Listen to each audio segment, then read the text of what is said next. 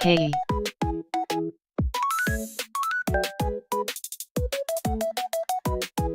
Hello.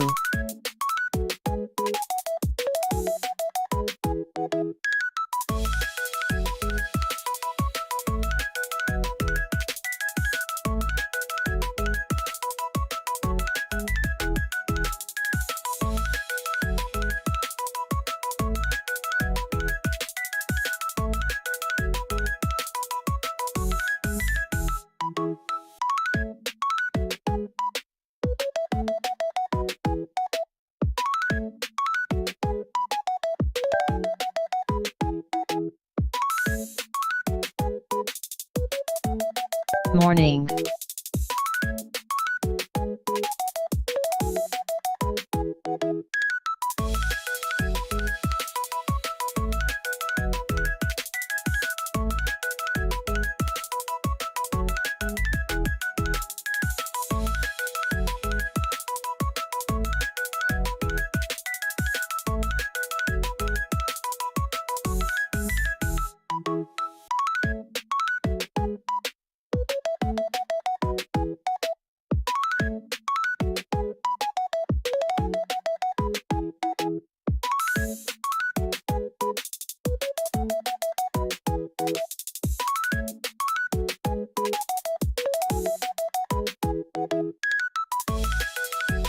Thank you.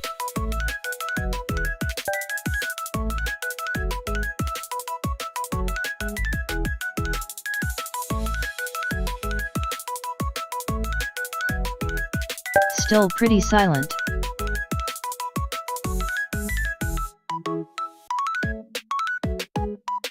But TS okay.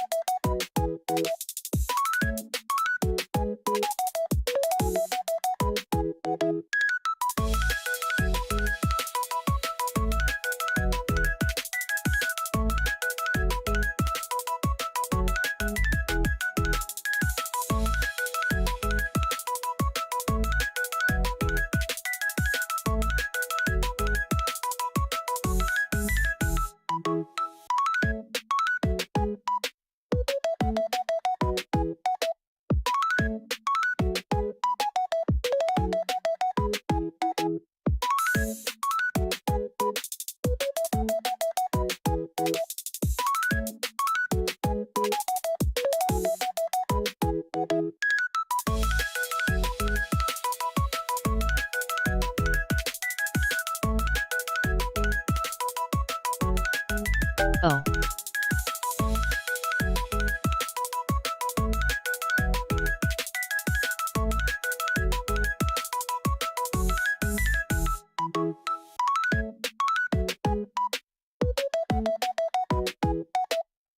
AA. Okay. Works. XD.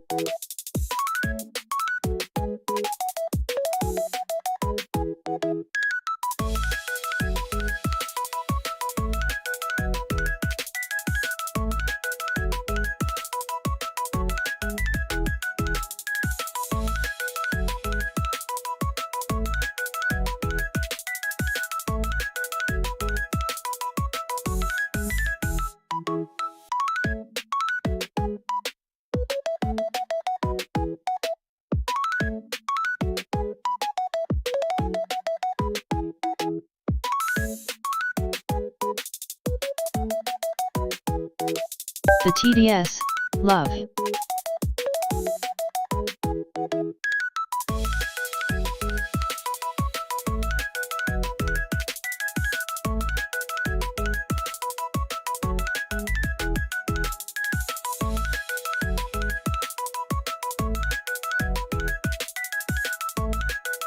Also got nicked but on YT's side haha.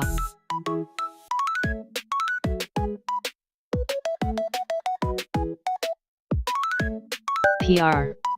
XDD.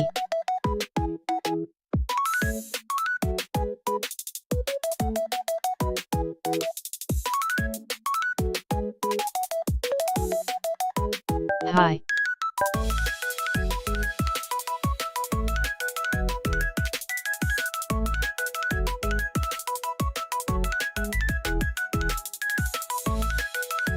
AFK sending notifies okay?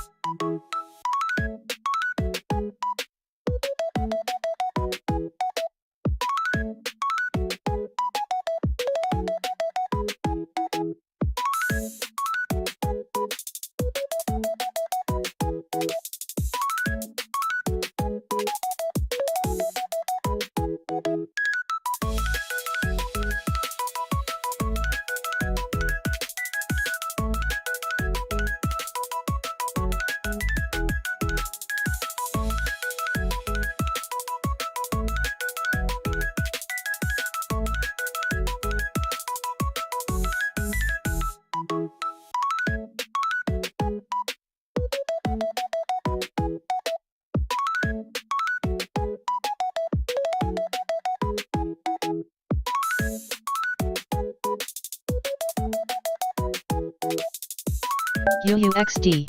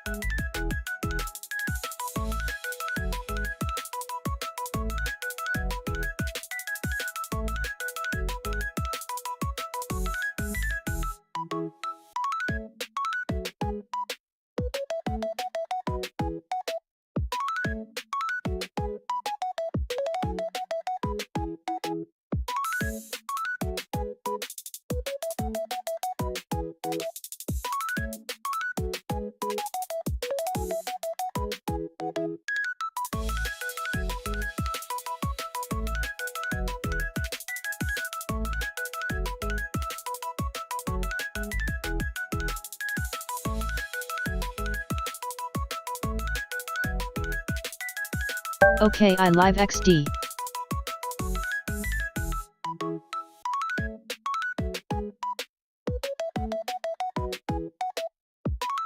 I see you had fun XD.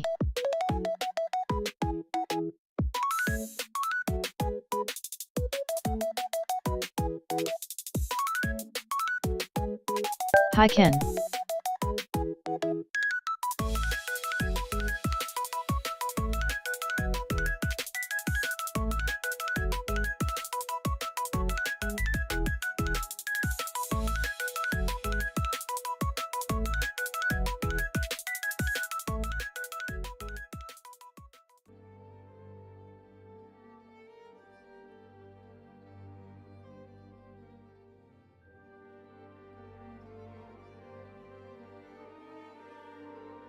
I was a zombie.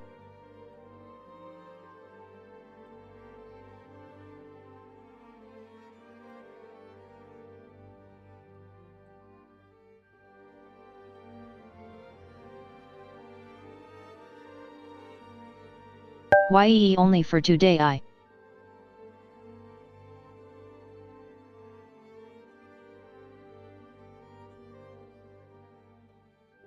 Nope, unfortunately.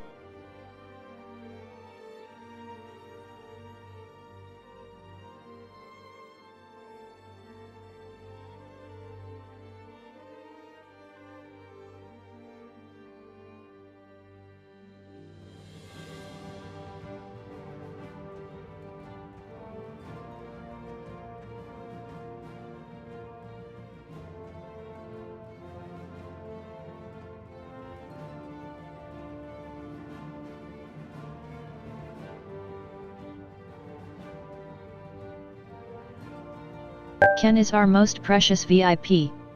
Like every VIP. XD.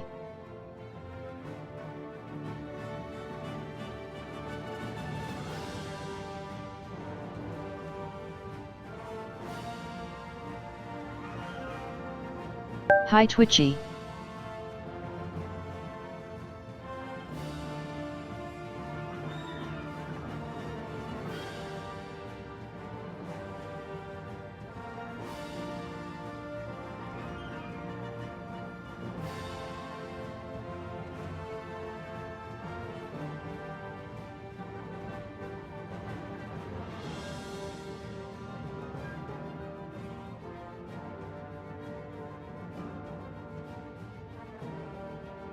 Every bun is special, love.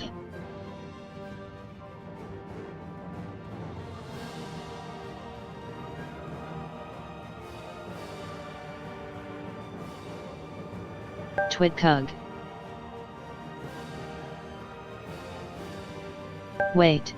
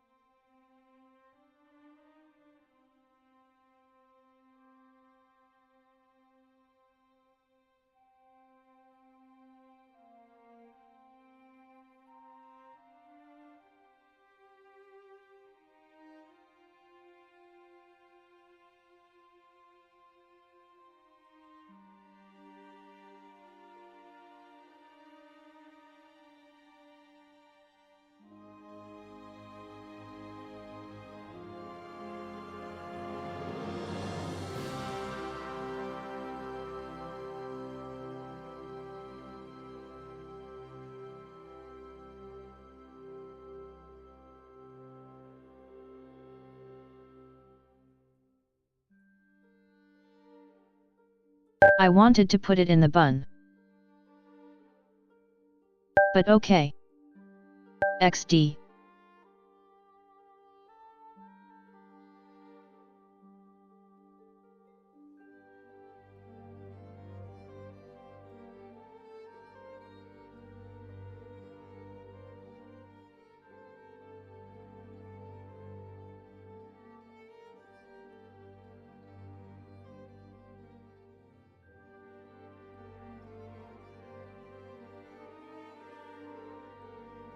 Today I fail at politics XD. Wait.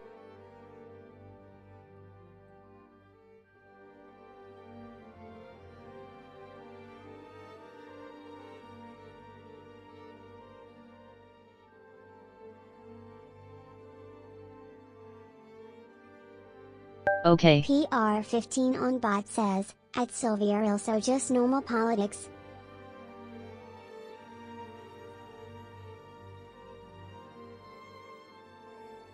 PR15 on bot says, I have a voice again.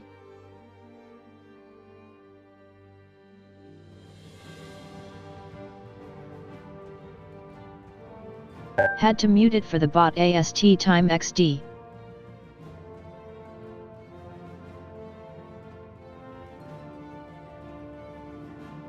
PR15 on bot says, LOL. LSGO.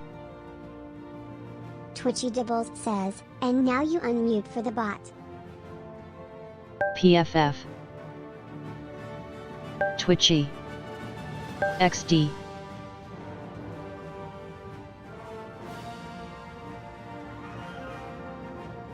PR15 on bot says, is the name for the channel points an Italian word?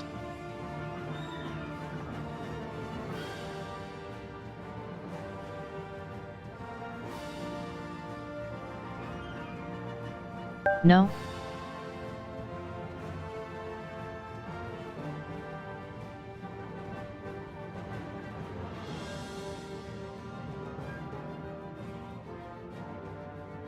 Synced. I'm stupid.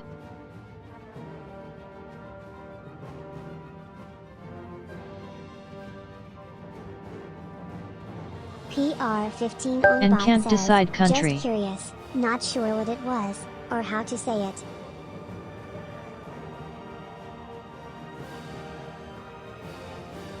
Fate will decide. PR15 on bot says, at Sylviarill no you're not, you're crazy smart.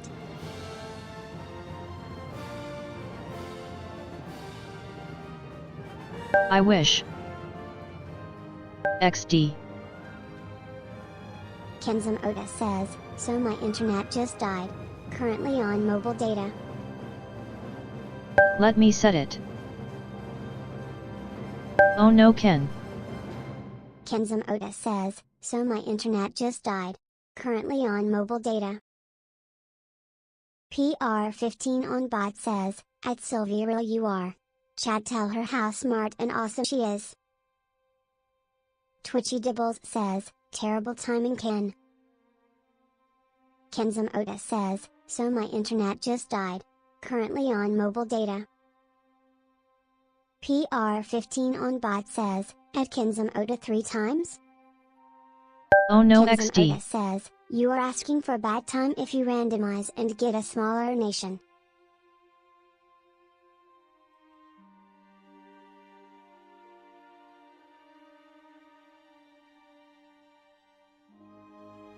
You know.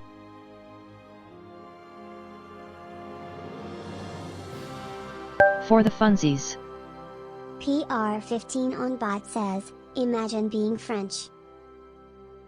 XD. Kenzum Oda says, my ISP modem has a red blinking light. Seems like there is a physical fiber cut somewhere.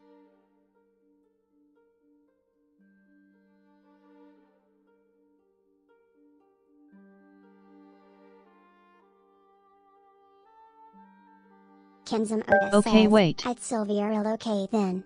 Don't say I didn't warn you XD. PR15 on bot says, at Kenzum Oda sounds expensive.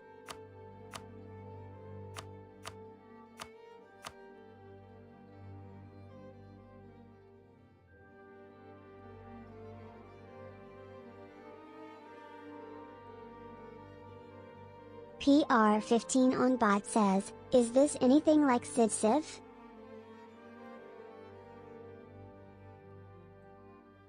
Yep.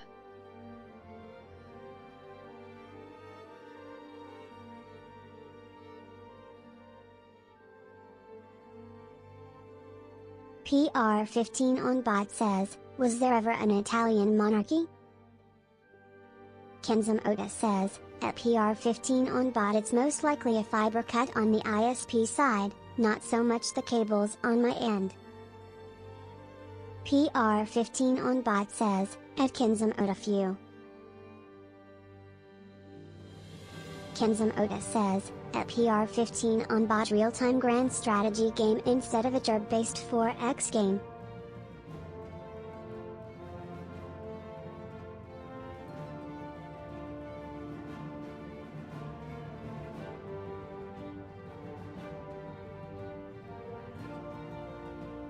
PR15 on bot says, at Kenzum Oda also sits Civ mixed with StarCraft.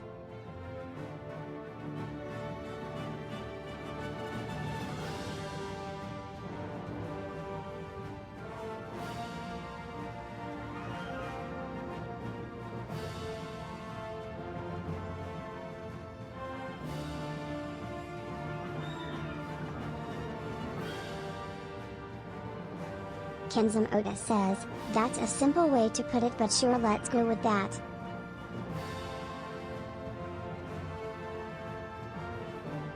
PR15 on bot says, what game should I play today?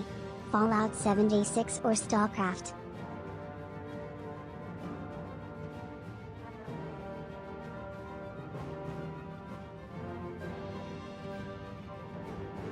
PR15 on bot says, at Kenzum Oda LOL, he's clearly a fan.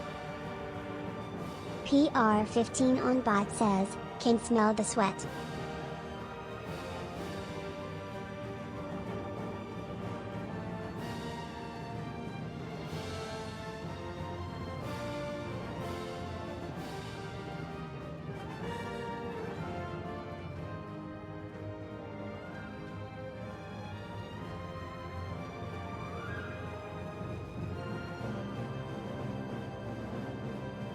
Kenzum Oda says, so anyways SYLViE, like I told you in the server, you can choose from those recommended countries at the bottom because those are the recommended new player countries. Most recommended starts on the left side too.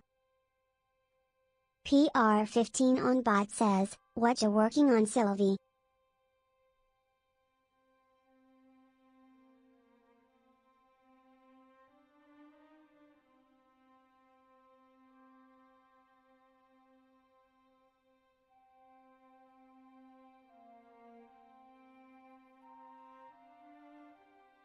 PR15 on bot says, she looks so focused.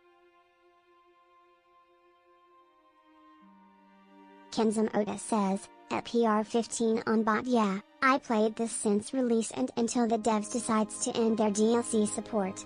EU5 was released at the end of last year so I'm playing that on and off.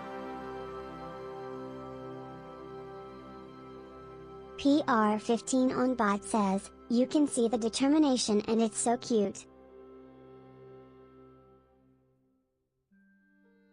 At official Nikoru says, hi sis butterfly.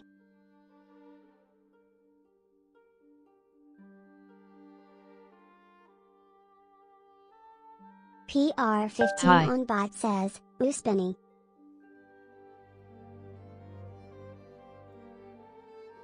We have a wheel. XD.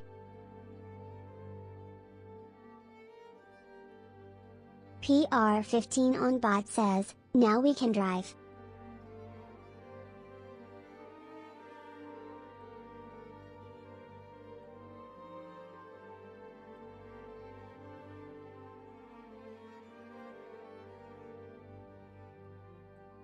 Didn't add everyone. XD. Kenzum Oda says, BTW I'm gonna deal with my ISP issues first so I may not be around the stream as much as I would like. PR15 on bot says, no. She drove off without us. Kenzum Oda says, Okay, oh, wait. and the US doesn't exist in 1444. At official Nikoru says, does the wheel spin hee hee? PR15 on bot says, at Kenzum Oda it would have been to up.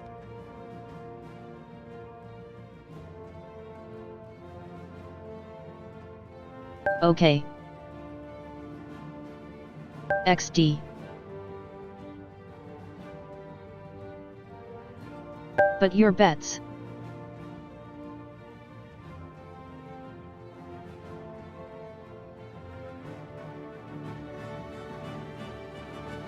What is going to come? PR15 on bot says, ooh gambling. Heck yeah. Kenzum Oda says, at PR15 on bot funnily enough, no it wouldn't. It's arguably not worth it to form the US in this game lol. PR15 Just a name on XD. bot says, how I gamble.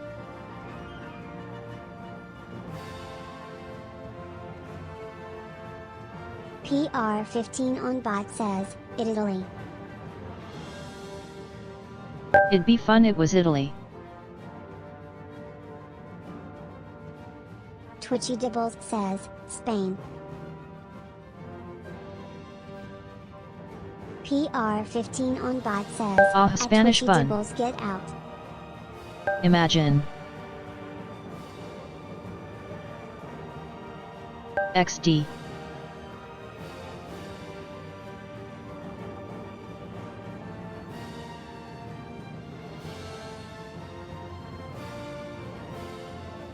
Okay.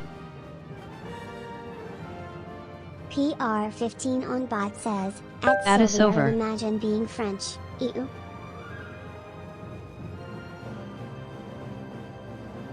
Twitchy Dibbles says, El Buno. Time to suffer XD. PR15 on bot says, Atkinson Oda you're clearly not American enough. SYLViE.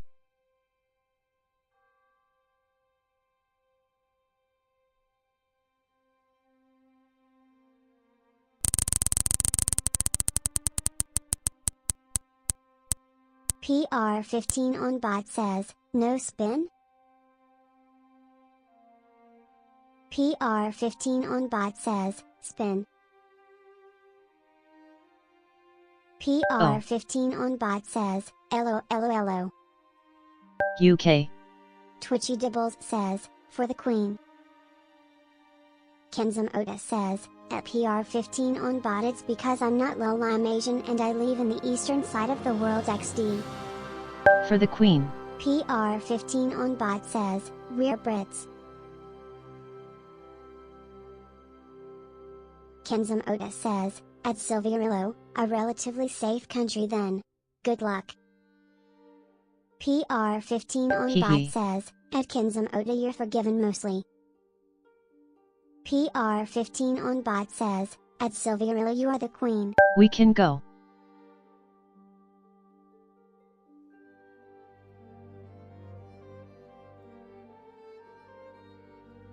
PR15 on bot says, slay Queen. Kenzum Oda says, at PR15 on bot funnily enough, I didn't ask for forgiveness lol.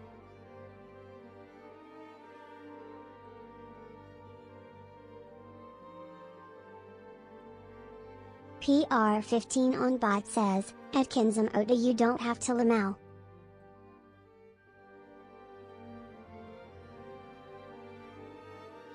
PR15 on bot says, we're just awesome that way lol.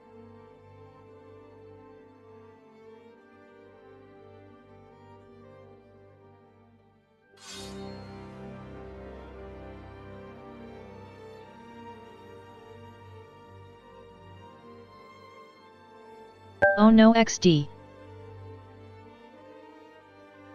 Normal. PR15 on bot says, Iron Man. You can play as Tony Stark. Kenzum Oda says, normal.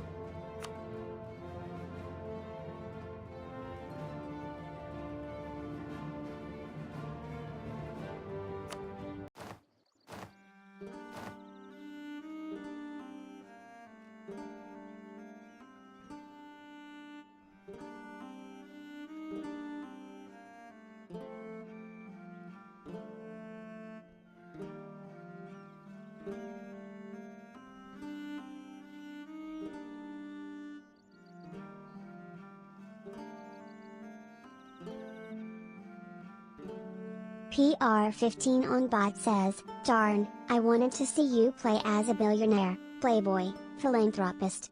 Of course France has issues XD. This watcher says, can we do the process someone like Papa Formoso? Is it this game historically accurate?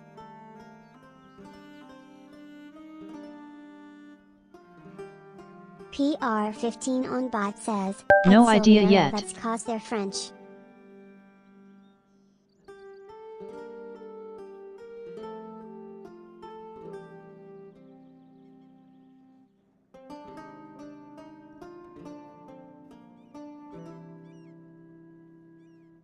Kenzum Oda says, at Helios Abyss Watcher technically, you can choose to be historically accurate. But most people don't. We know better XD. Kenzum Oda says, for Britain and France, it starts historically accurate. It's the tail end of the 100 Years' War.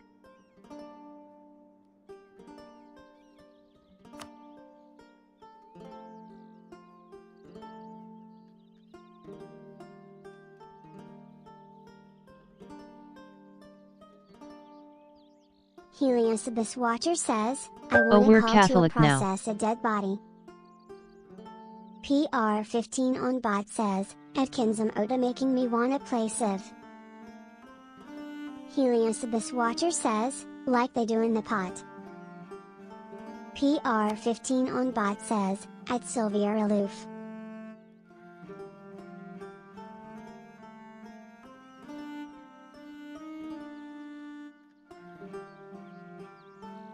Kenzum Oda says, at Sylviarill in 1444, Britain was still Catholic. They become Anglican/Protestant when the Age of Reformation happens.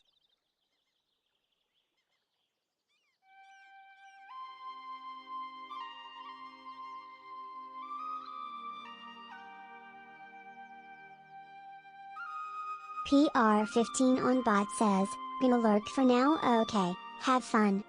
I wonder if we can get the Pope event then. PR15 on okay, bot PR. says, don't forget to stay hydrated.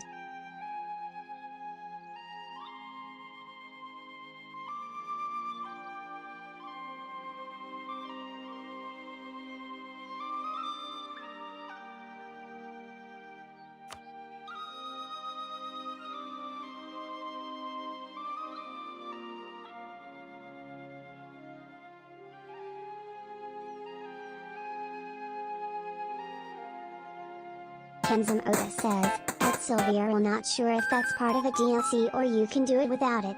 I haven't played Britain in quite a while. Oh, Italy is quite big XD.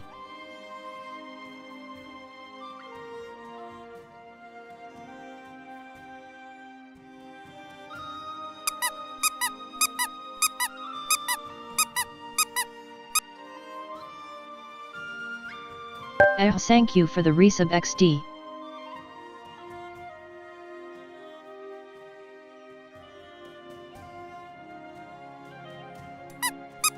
PR15 on bot says, WHO bonked my girl. AAA.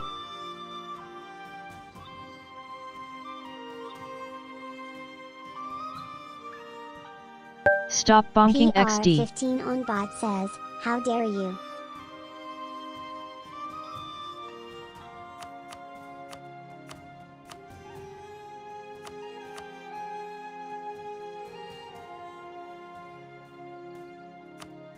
PR15 on bot says, I'll pat and make the ouchies go away.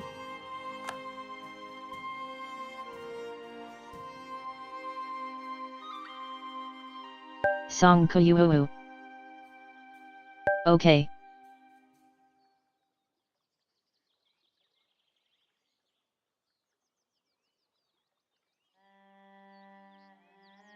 Time to understand the UI. XD.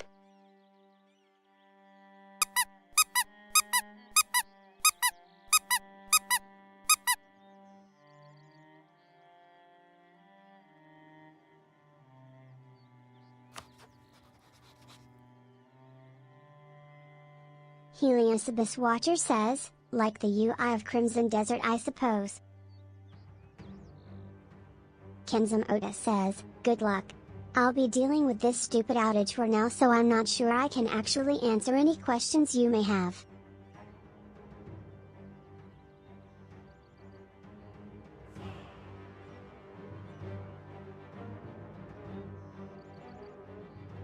Will do my best.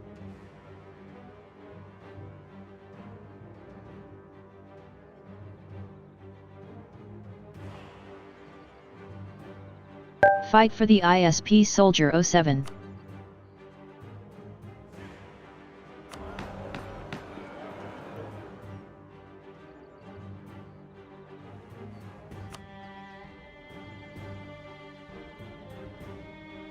Helios Abyss Watcher says, Ken, I have a question for you. Do you like the remake of Resident Evil 2?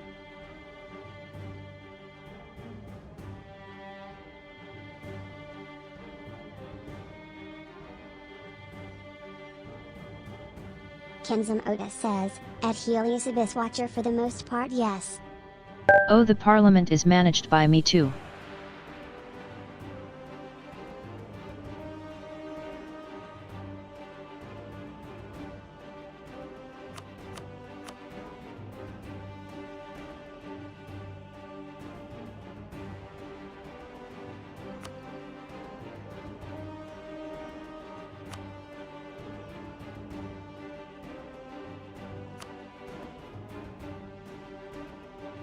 Kenzum Oda says, there's not a lot for me to complain about RE2 unless I want to be super nitpicky just cause I played the original on the PS1.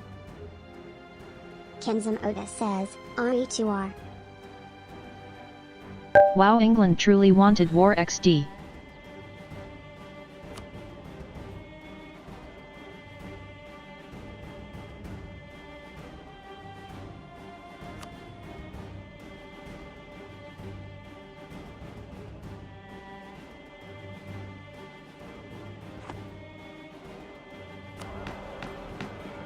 Helios Abyss Watcher says, I was happy and unhappy at the same time since I'm a big fan of the original.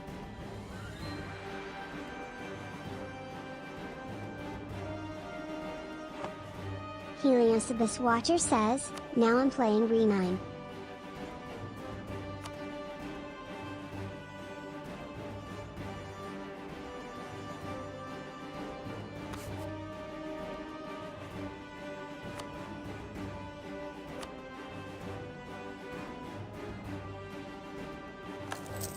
Kenzum Oda says, at Helios Abyss Watcher, that's just the price of making a modern remake for an old game.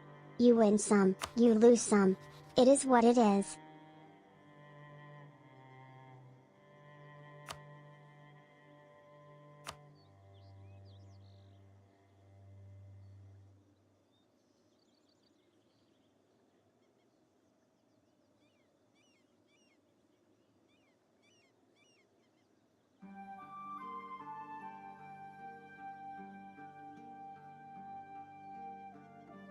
So much in this XD.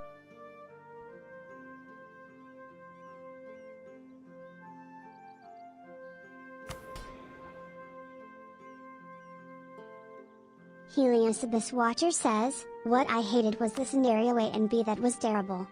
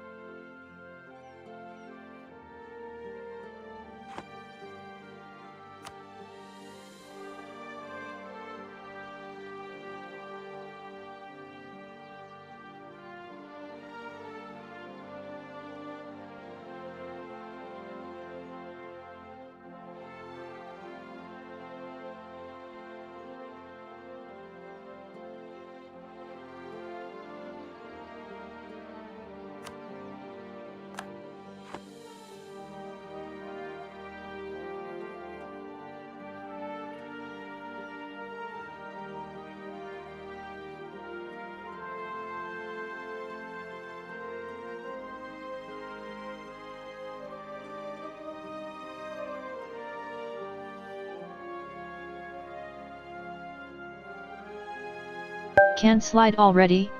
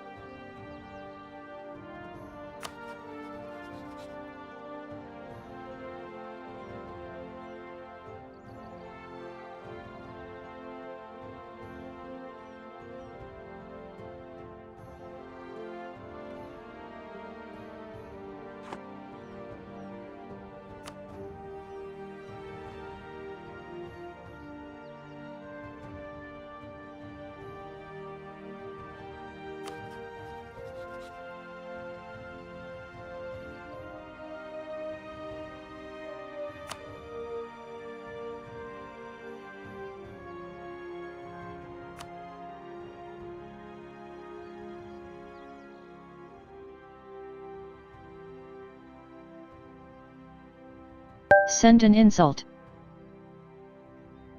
LMAO.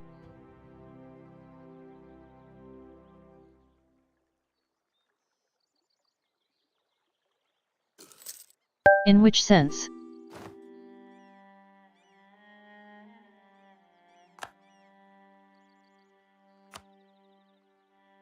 Kenzum Oda says, at Sylviarill, you can. There's a good reason to do that, but I won't divulge it.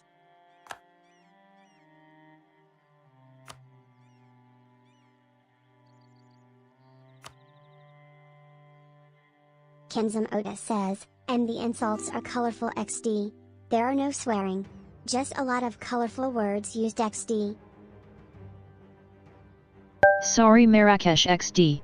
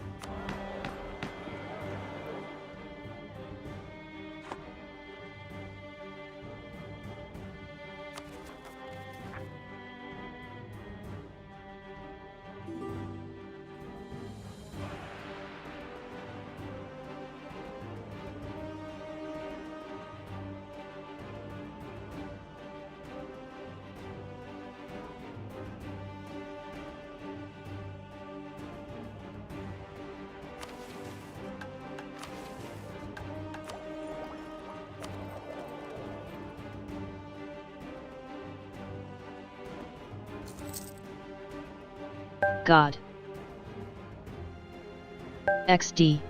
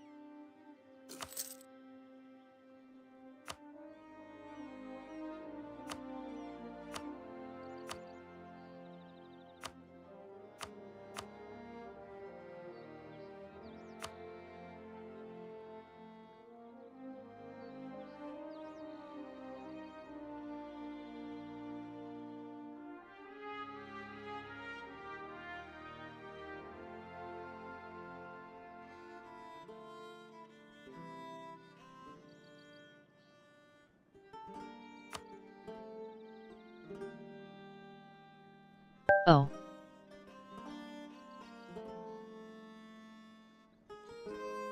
Hello Portugal.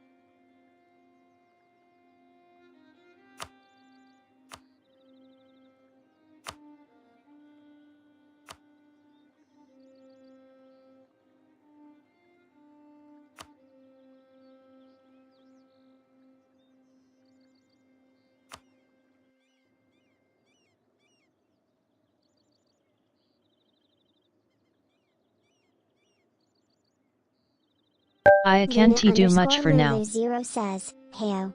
I slept like a rock, hope stream's been going well, purple heart emoji.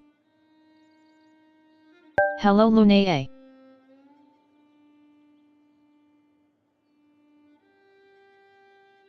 How are you?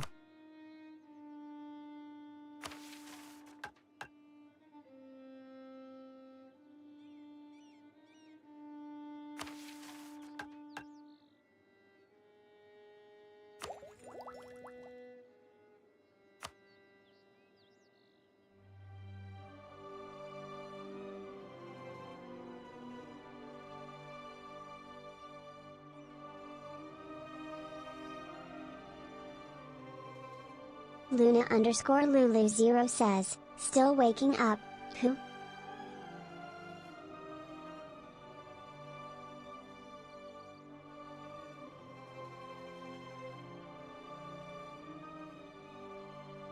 Hope rested too.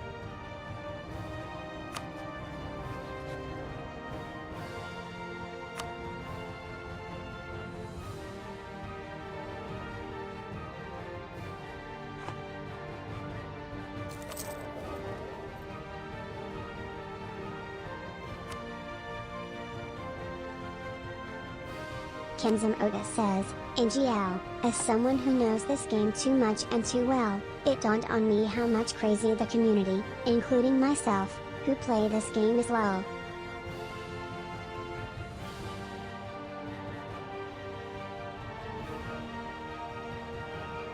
Very big hey? XD.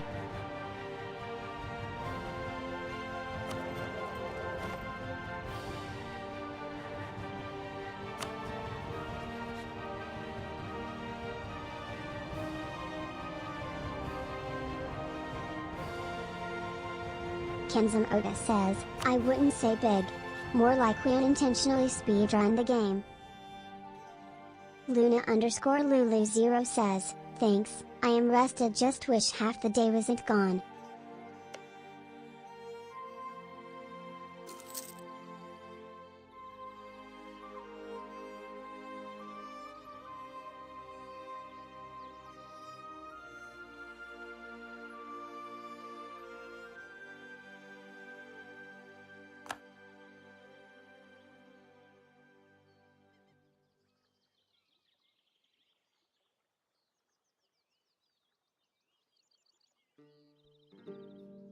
I just confused.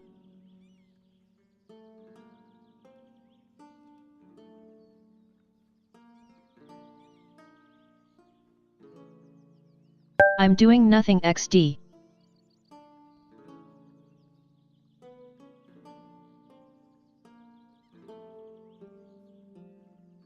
Kenzum Oda says, do you have any questions you would like me to answer?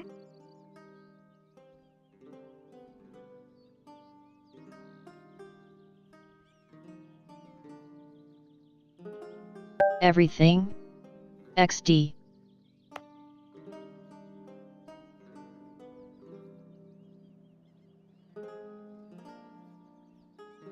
Twitchy Dibbles says, is there no tutorial?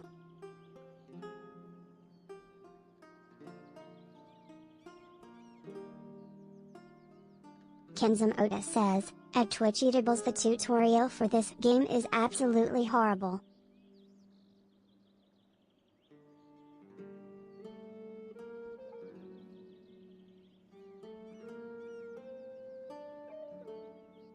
I can confirm the tutorial was terrible.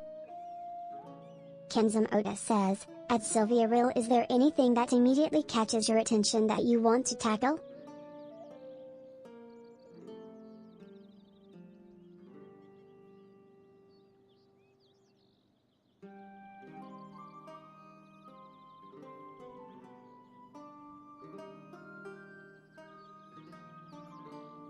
I'm more concerned I don't know what I could do.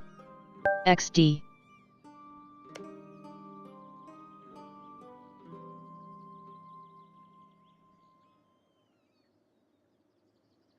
Kenzum Oda says, okay. So, let me try to explain stuff in chat. Bird123 Bird says, hello. Hello. Well, me.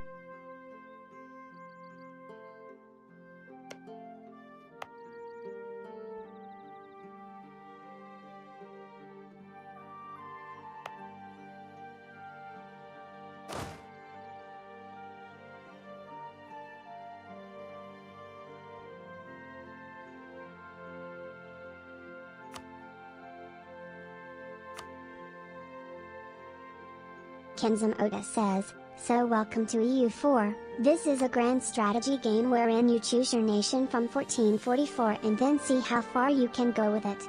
There's a lot you can do, but for the community who plays this game, we call it map painting game because we love conquering land and painting the world our map color XD. Bird123 Bird says, are you new?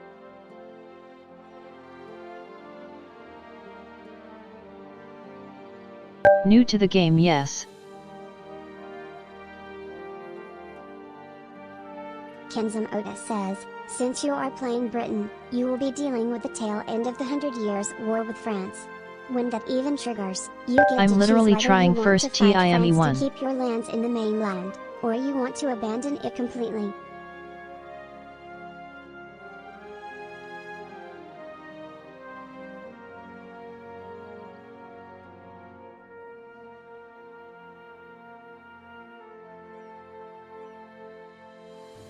Kenzum Oda says, outside of that event, as Britain, ideally you would first focus on consolidating your control of the British Isles. So that means going to war and conquering the Scottish and the Irish. I guess we do not forfeit to France.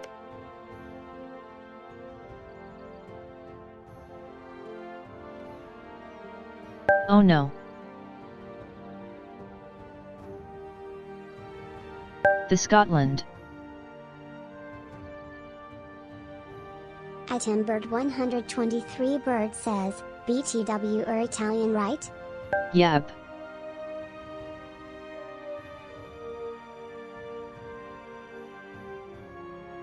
Pizza Land Bun.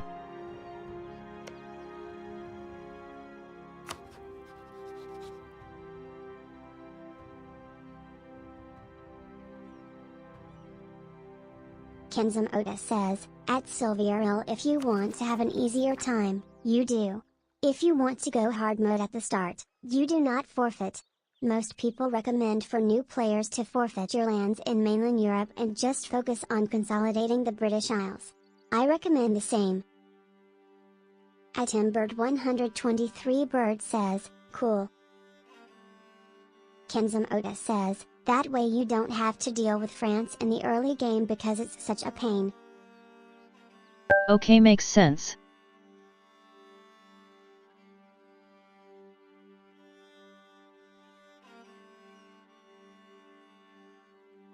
But ugh, forfeiting XD.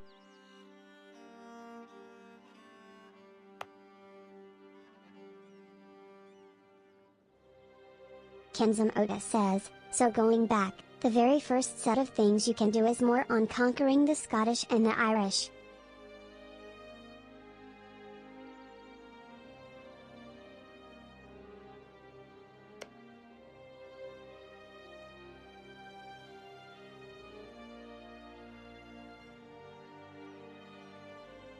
Kenzum Oda says, at Sylviarill, trust me SYLViE, you would stumble a lot first before you can even choose to fight France on a first playthrough. It is what it is. You can't always win all the battles.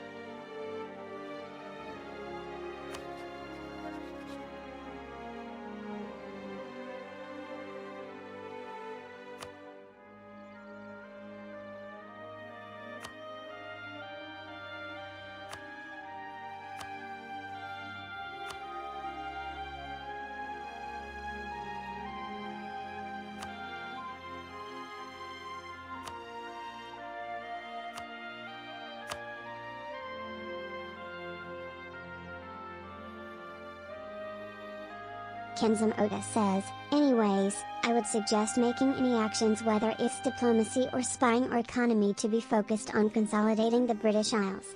Disregard France and Marrakesh, the Mamluks, all that stuff. Just focus on building a good army strong enough to take out Scotland and the Irish miners. Kenzum Oda says, worry about everything else later.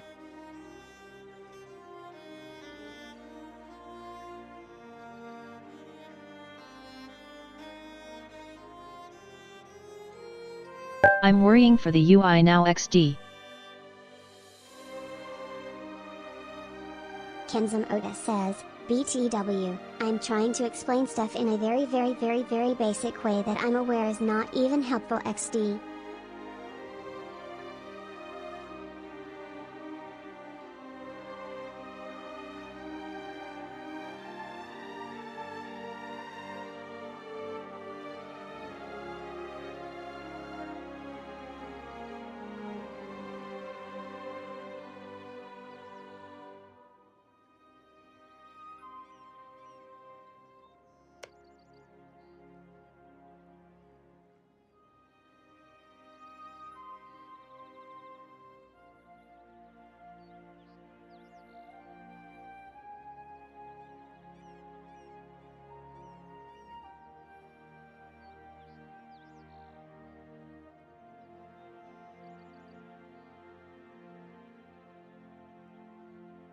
Let's see in play.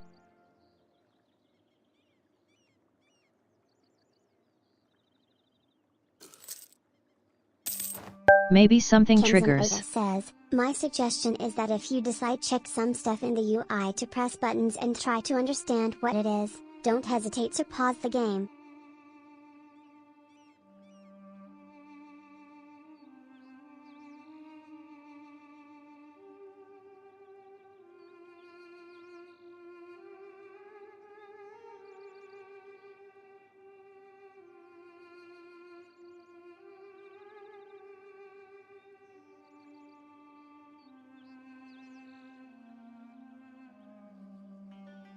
Already alone. Kenzum Oda says, and yes, you got a loan by default because you are making a deficit. You cannot infinitely take loans. After a certain max amount of loans, that you do not repay, you will be forced to declare bankruptcy. It will destabilize your country.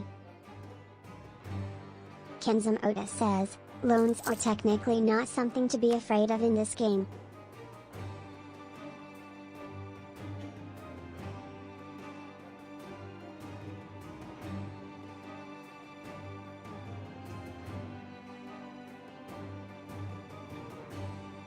Kenzum Oda says, that's why always pause the game when you are not doing anything or just looking at the UI XD.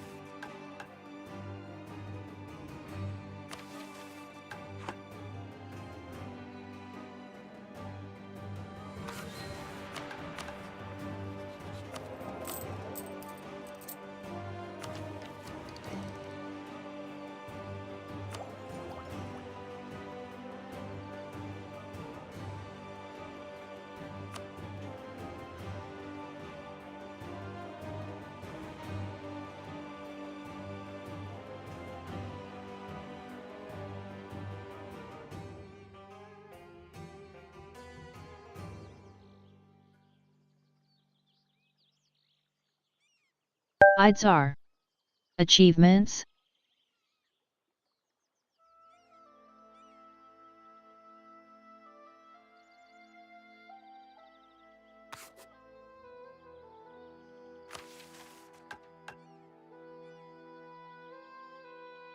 Kenzum Oda says, "Oh no. Ideas are things that let you shape the focus of your nation."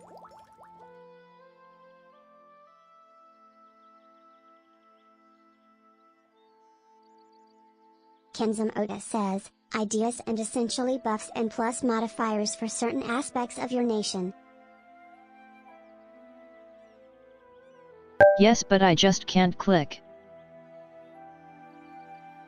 Kenzum Oda says, "So if you choose a military idea, it will give buffs and bonuses to the military stuff in your nation." So I'm like, yeah. Bird 123 Bird says, "I decided to come back." Kenzum Oda says, "You can't choose an idea yet because you haven't reached a certain technology level yet." Oh, welcome back.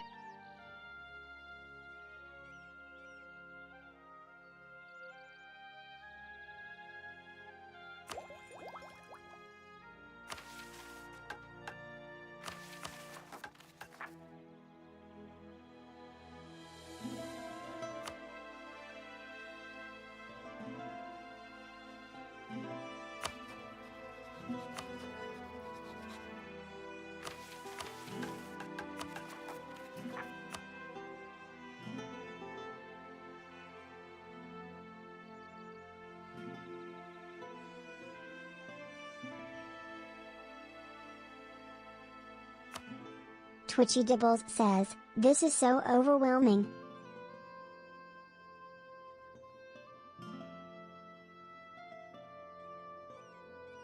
I know.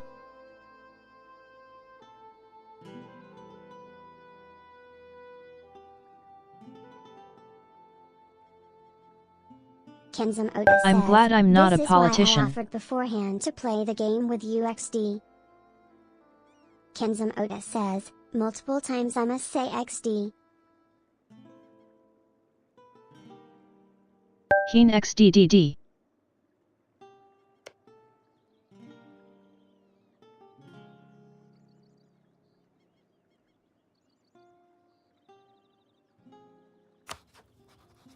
Bird 123 Bird says, "I just subbed to Con Pieto Bottom used."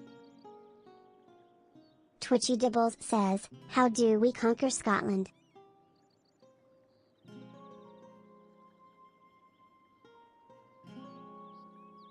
To the bot.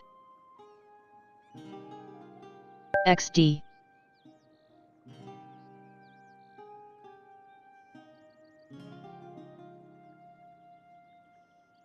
Bird 123 Bird says, "Connor Patobot."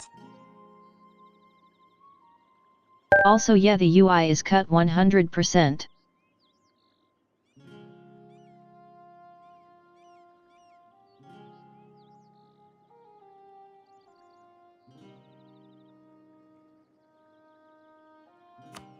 Kenzum Oda says, "SYLViE, honest to God question, would you like me to jump in a call with you and try to explain stuff?" Luna_Lulu0 says, "So much UI, stem overload." Kenzum Oda says, "Or am I overstepping boundaries too much?"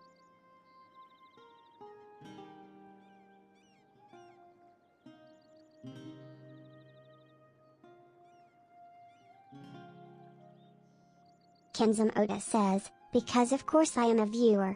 I don't want to overstep boundaries."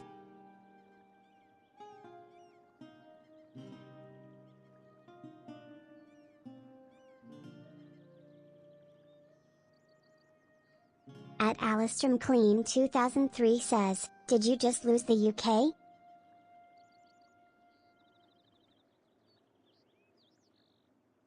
Nah, I can try.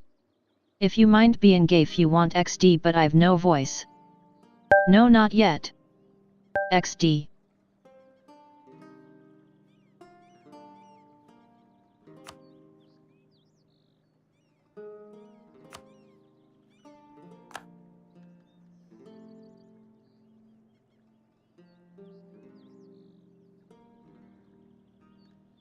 Let me restart though. Kenzum Oda says, "At Sylviarill I don't mind explaining stuff to you in call and you not having any voice." I'm still The watching UI the truly stream is cut. after all.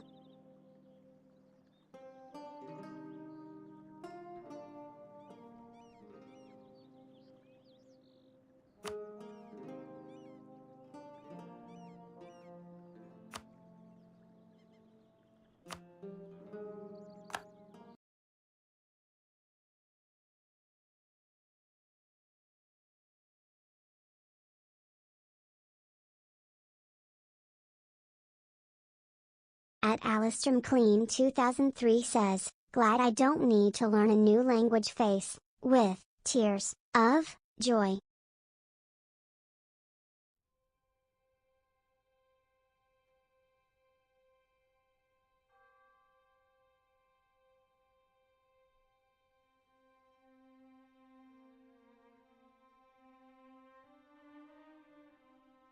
Okay, the UI should be normal now.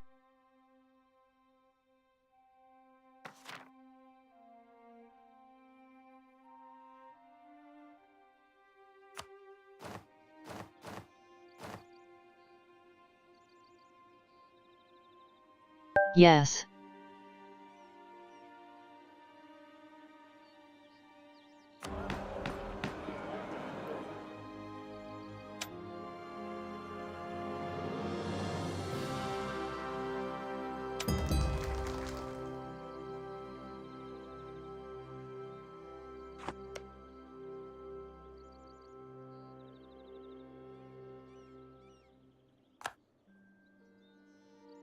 Twitchy Dibbles says, good, I worried there wasn't enough buttons to click.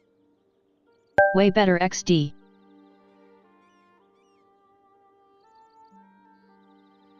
Kenzum Oda says, give me a sec to just relocate myself in the house.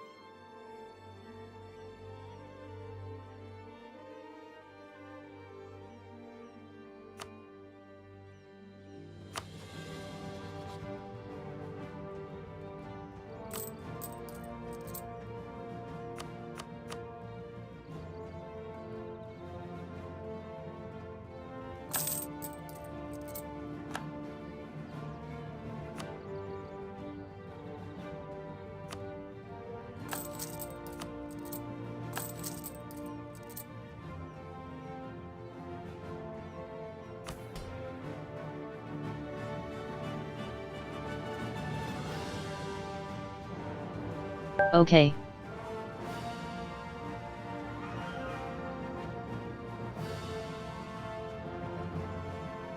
Buttons now are there. XD.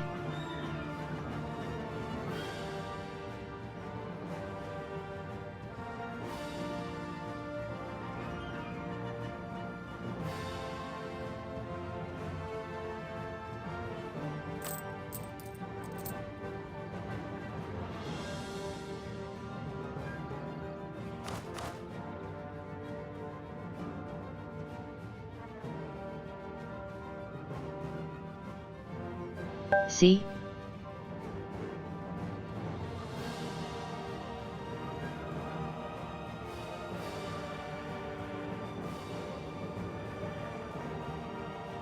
Was missing a lot of buttons.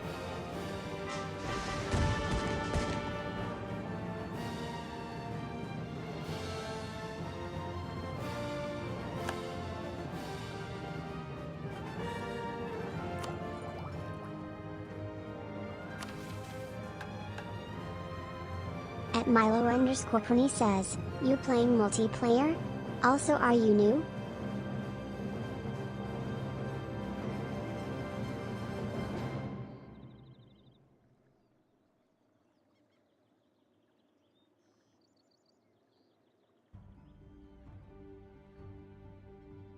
Yep, I'm new.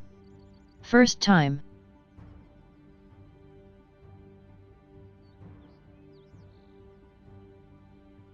And very confused XD.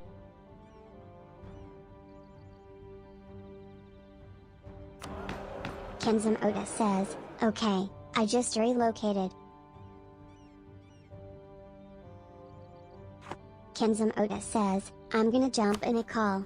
You can just respond via TTS and chat. At Milo_Pony says, ok bro, look, I can help you. I got 4,500 hours. Okay.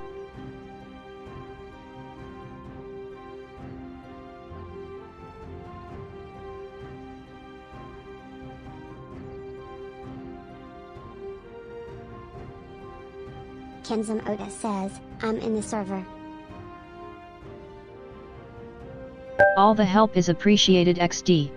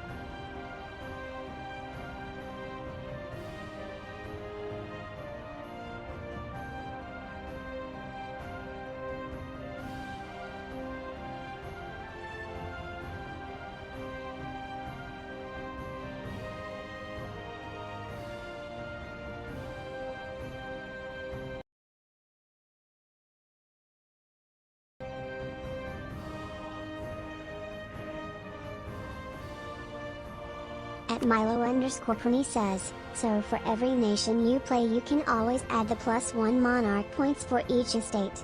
For example, click the nobility and you will see a privilege saying +1 mil point, this you should take on every est.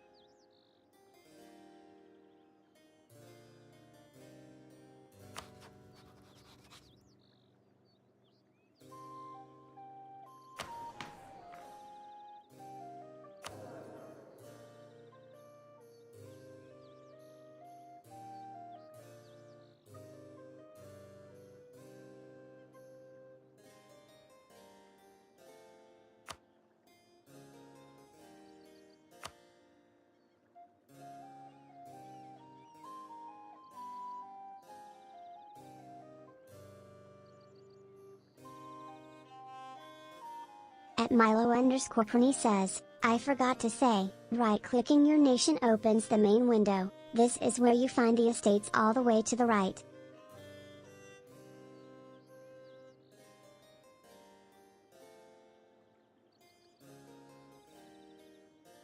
Kenzum Oda says, bear with us chat, I'm teaching her the basics of the UI lol.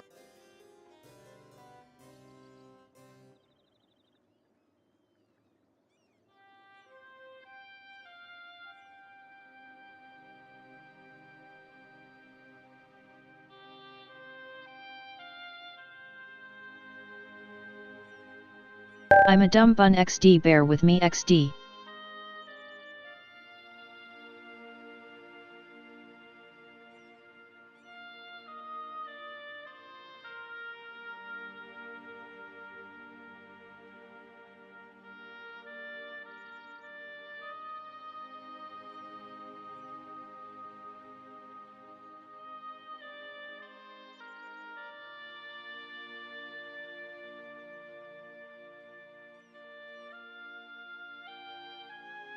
Luna_Lulu0 says, all good, I've got this running in the background, and are not dumb, just learning.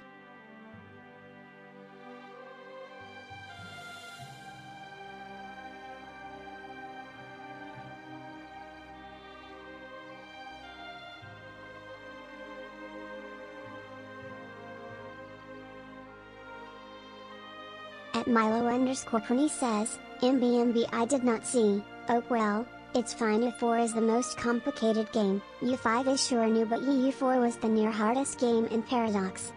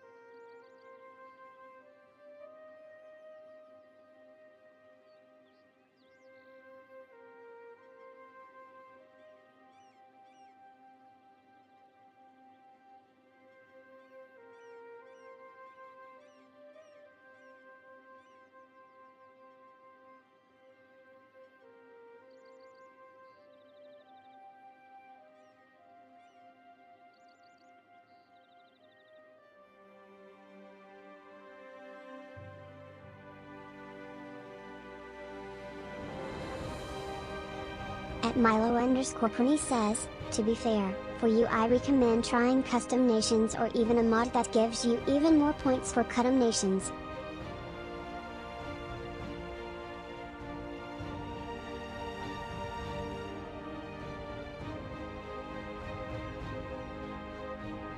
At Milo_Pony says, this can help you learn faster and get like a handicap, so simple things don't ruin you super fast.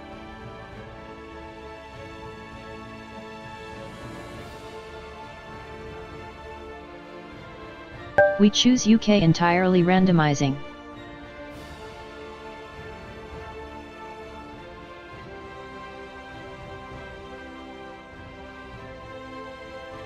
Such a mistake XD.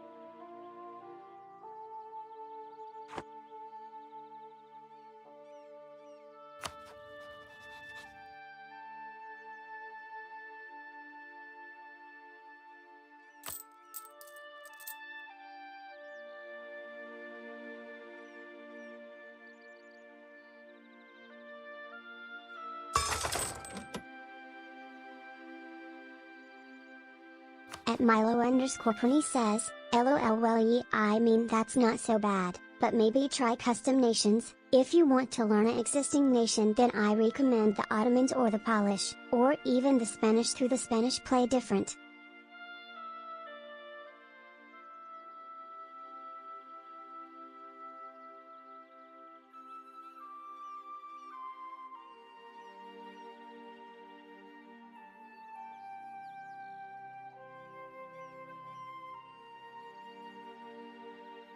Twitchy Dibbles says, what's the difference between nations? Other than starting area.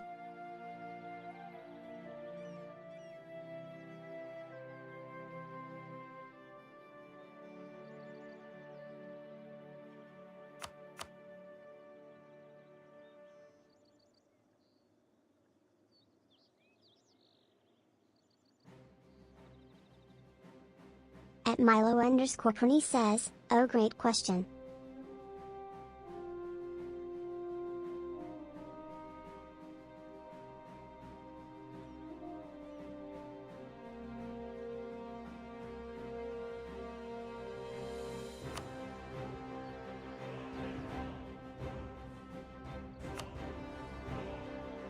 Kenzum Oda says, give me a sec, I'm explaining stuff XD.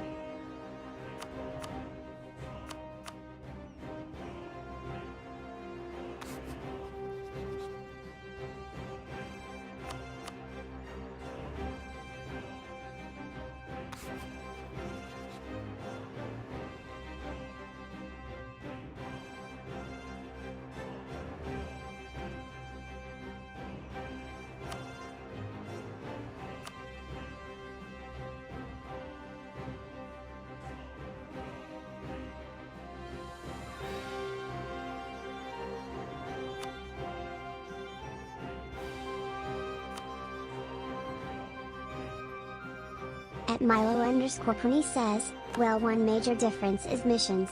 These are the leading difference since you can achieve different things using them, like getting land or money or unique effects.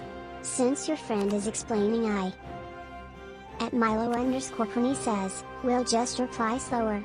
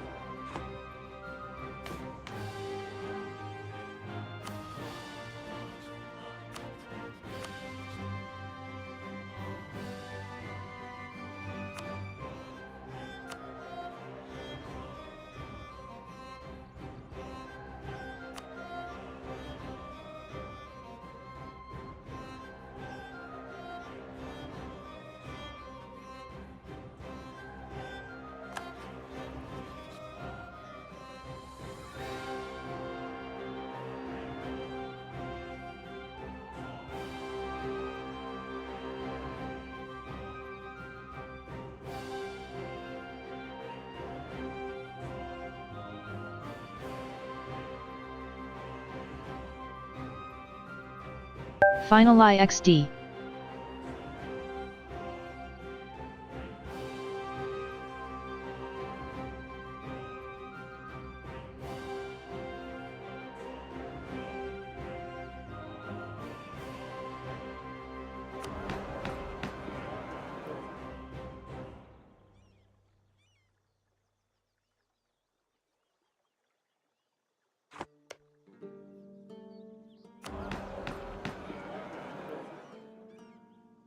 At Milo_Pony says, but another difference is national ideas. These are modifiers archived over time, and are static/permanent bonus to your overall nation stats.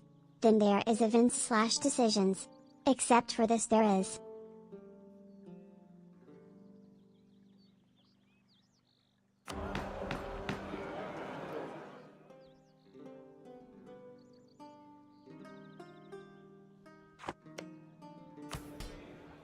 At Milo_Pony says, not much more that is different. Religion and culture can be changed, and other smaller things can be changed as well.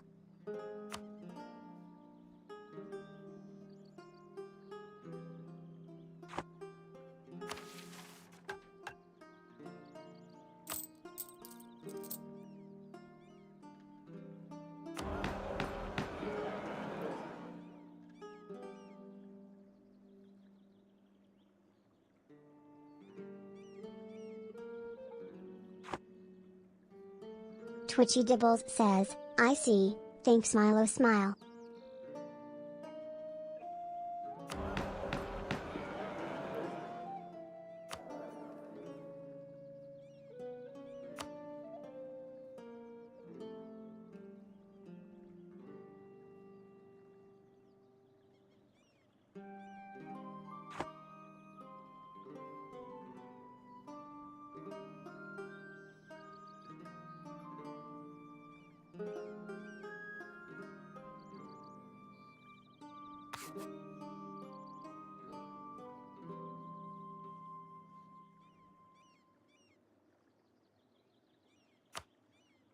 At Milo_Prinny says, LOL you good, I will try not to overwhelm. I know it's hard.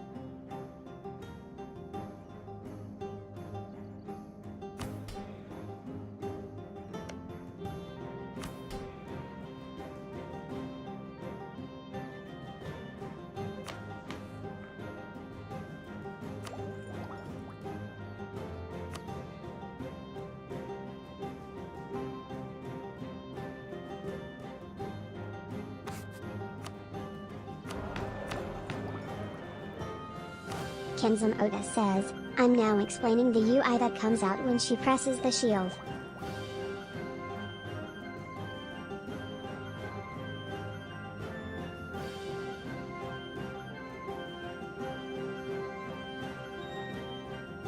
Kenzum Oda says, I've just finished explaining the numbers for ducats, gold coins, manpower, and sailors.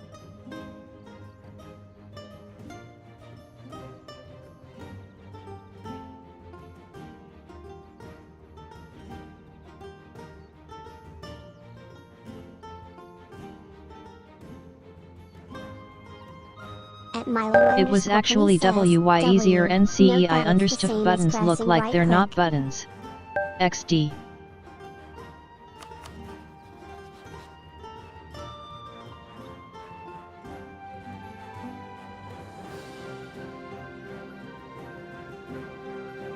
At Milo_Prinny says, pressing right click on the map on your nation.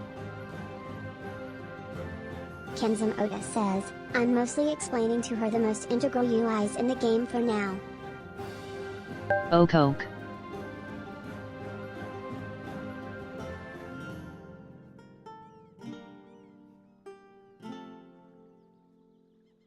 I was just lost by buttons. Kenzum Oda says, I'm not doing the shortcut for now because I don't want her to be more overwhelmed than she already is XD.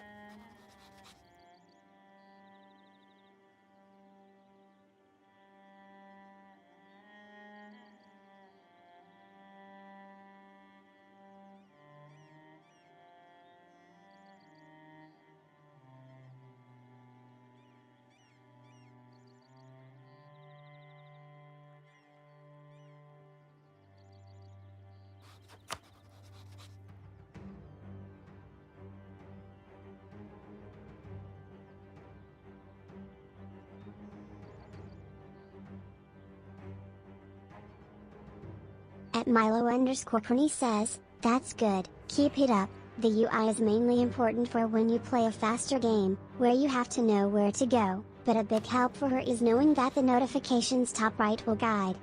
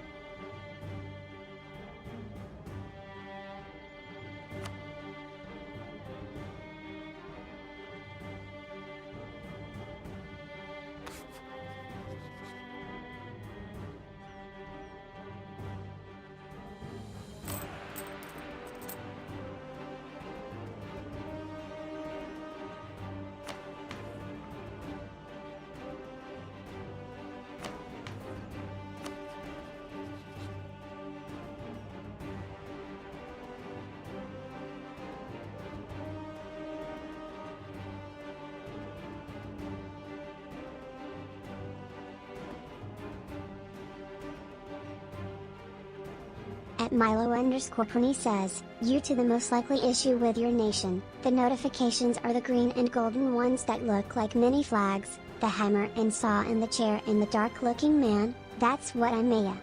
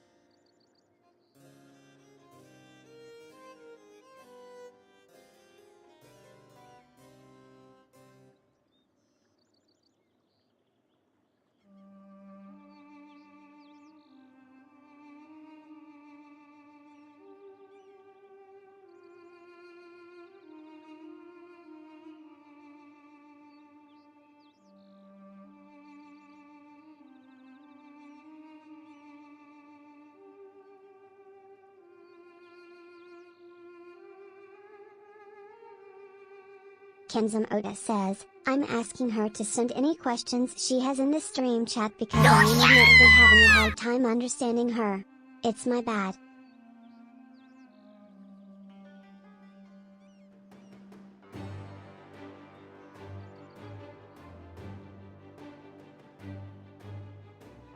Why the buns carry? Watcher says, love.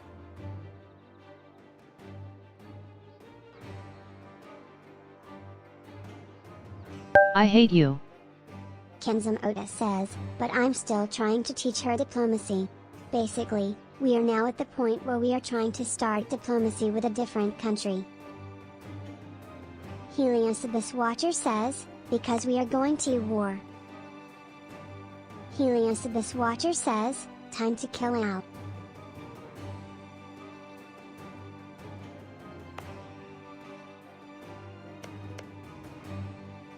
Heliosibus Watcher says, and became the bun queen of the entire world. At Milo_20 says, AAAW. Heliosibus Watcher says, TP Foo Fun.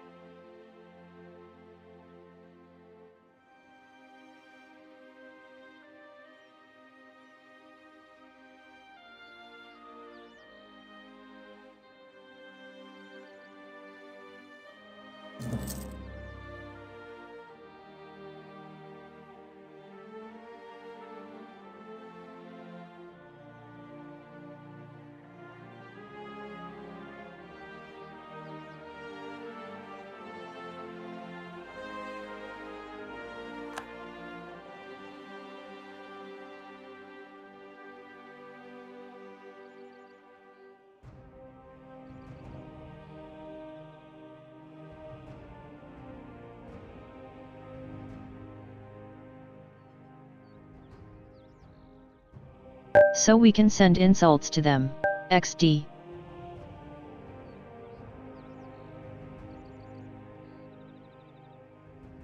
Kenzum Oda says, yay. Kenzum Oda says, we absolutely can XD.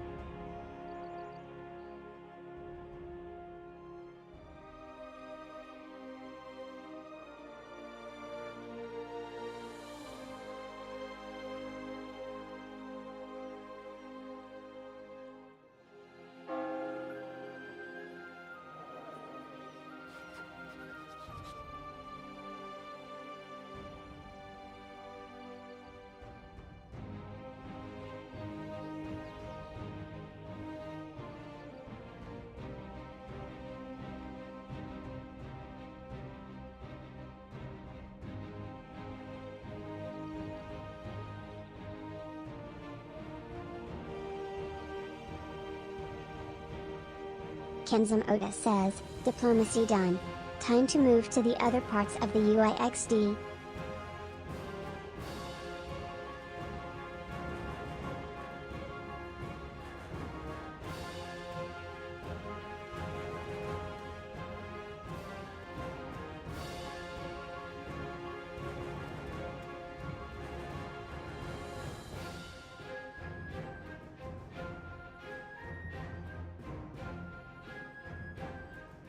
Now I know keyboard shortcuts exist. I feel better. XD.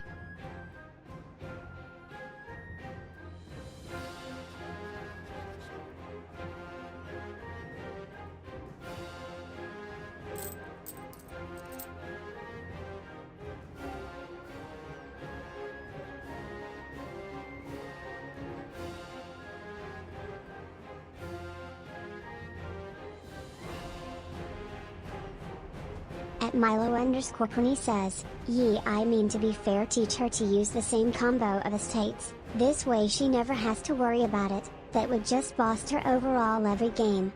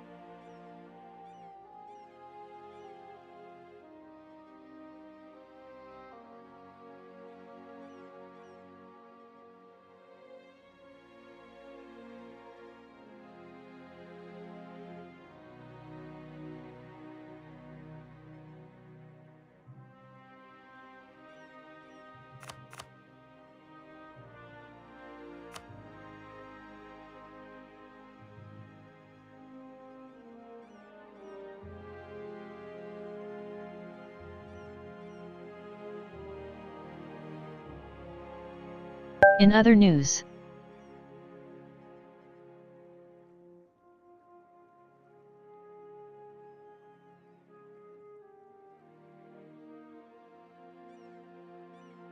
I didn't think those were sliders. XD.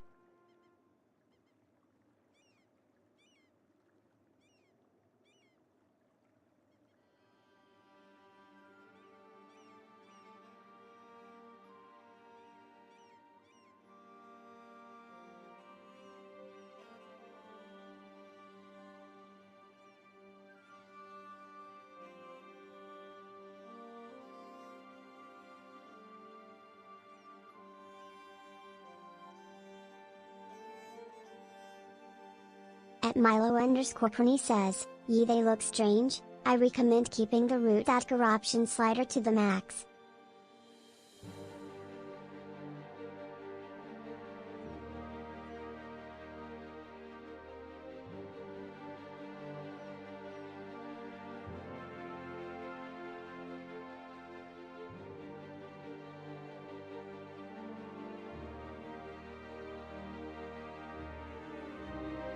Okay.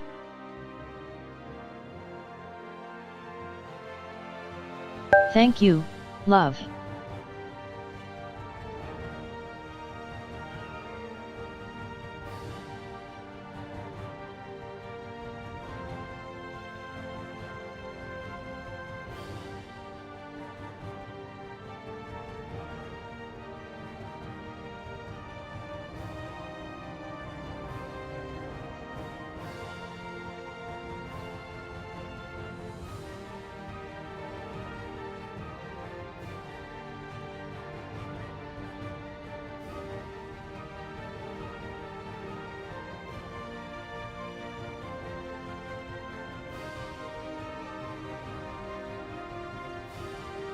At Milo_Pony says, "The reason is simple. Many noobs forget it, and it stacks, even after bankruptcy corruption stays. This can lead to a loop of bankruptcies."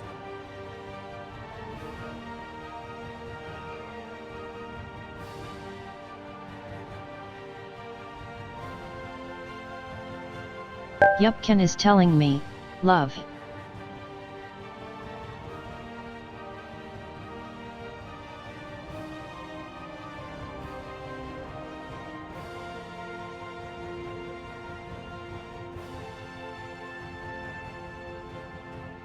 At Milo_Pony says, "W.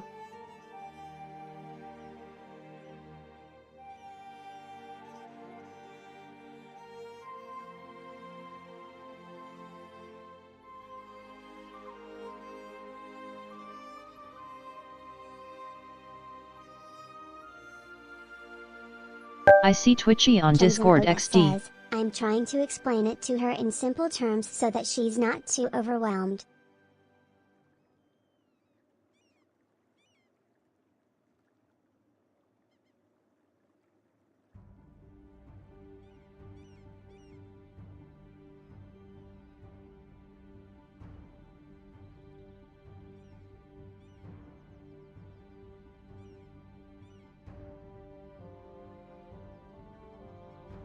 Twitchy Dibbles says, "I don't use Discord a lot, but I figured I'd join before I forget." PR15 on bot says, "Okay, time for me to head out. Have fun."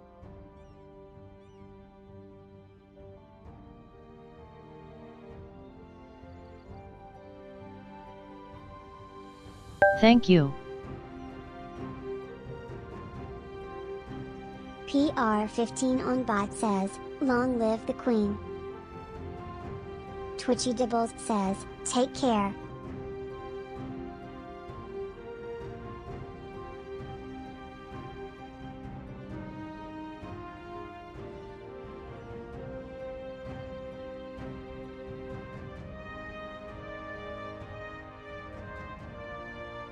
Also sure, love, Discord is mostly to chit-chatting and notifies, love. Queen learning.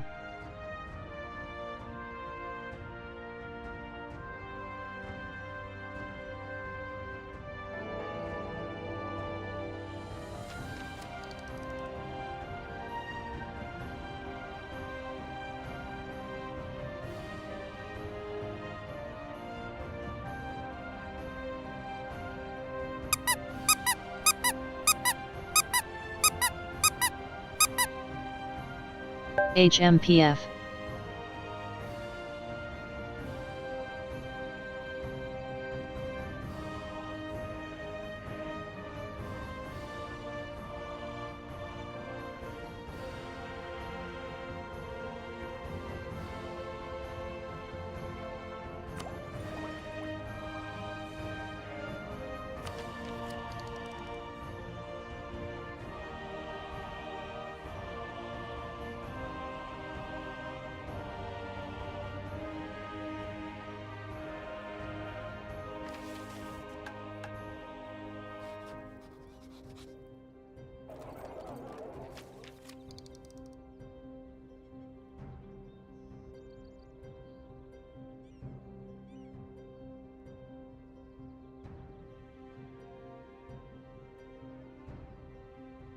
At Milo_Pony says, the game is fun after the first 50 to 100 hours since UI is quite annoying, but after this you will be able to play with others, and if you play with friends then it's lots of fun, helping each other out.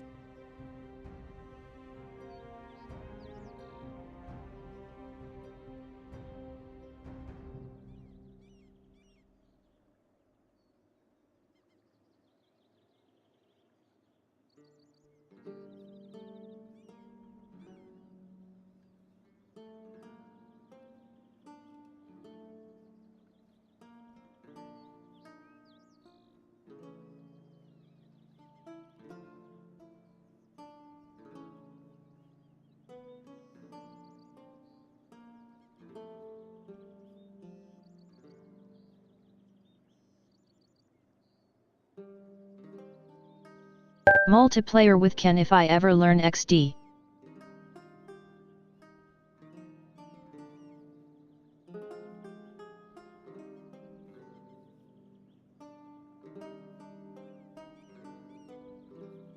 Kenzum Oda says, I am now explaining how technology and admin points work for her XD.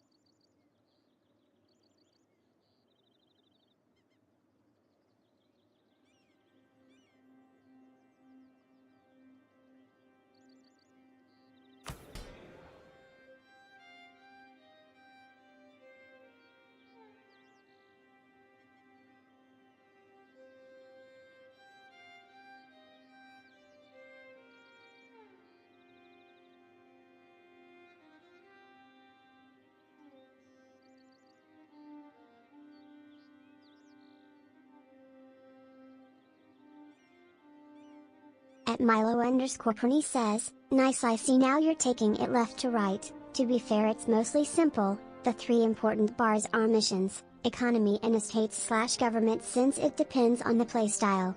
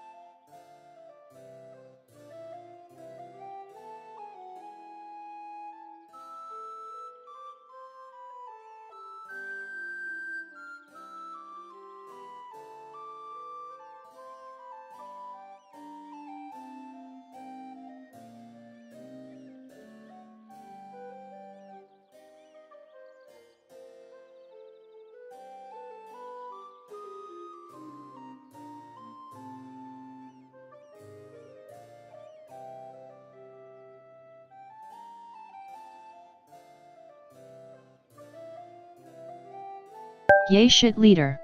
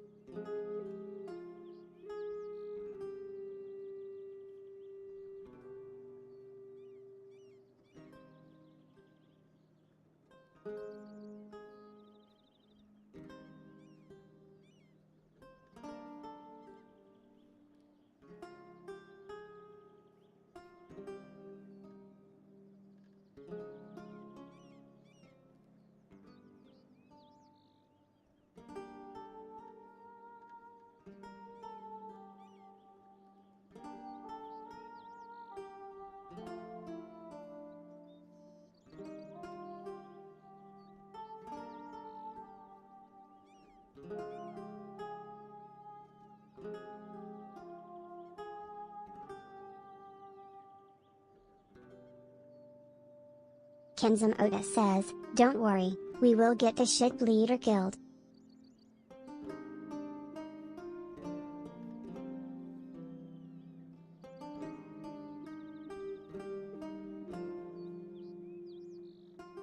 Oh 07.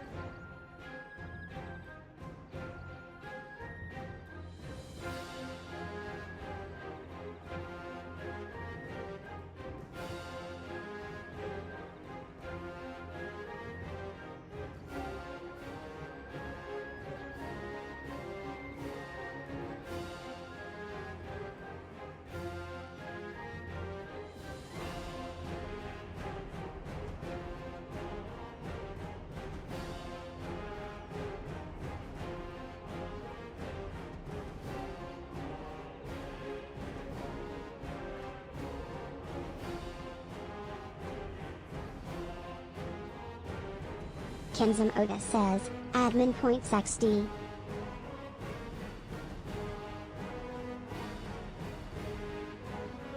Kenzum Oda says, admin points are done.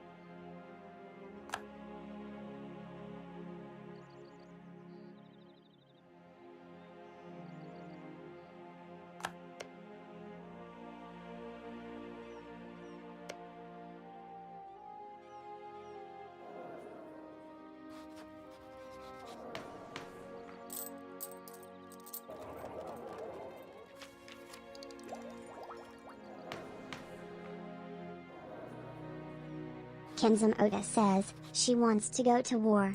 We're checking if we can.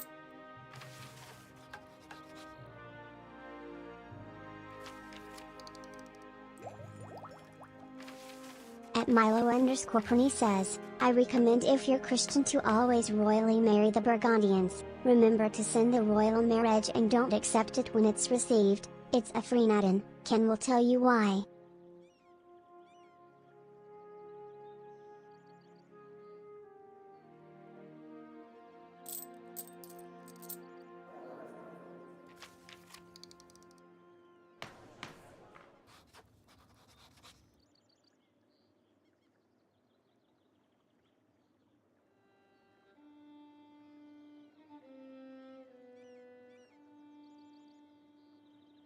At Milo_Prinny says, get Burgundy then, and then when the 100 Years' War starts take all of France to under Union, then GG game is over you won.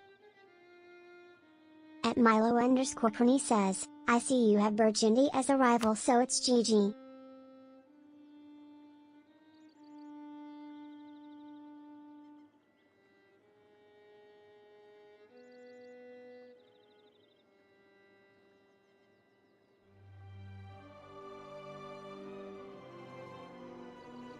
So we doomed? XD.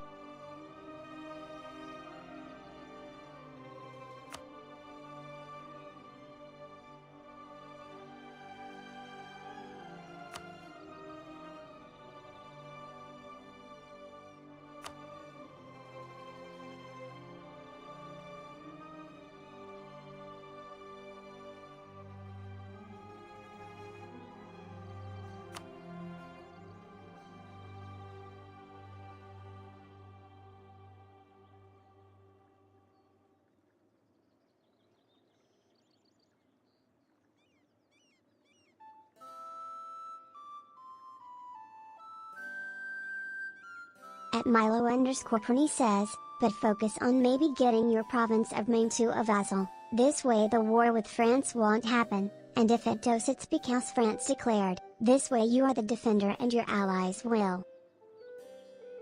At Milo_Prinny says, come to aid you. Kenzum Oda says, to the dude in chat, I don't think we game the system for the Burgundian inheritance.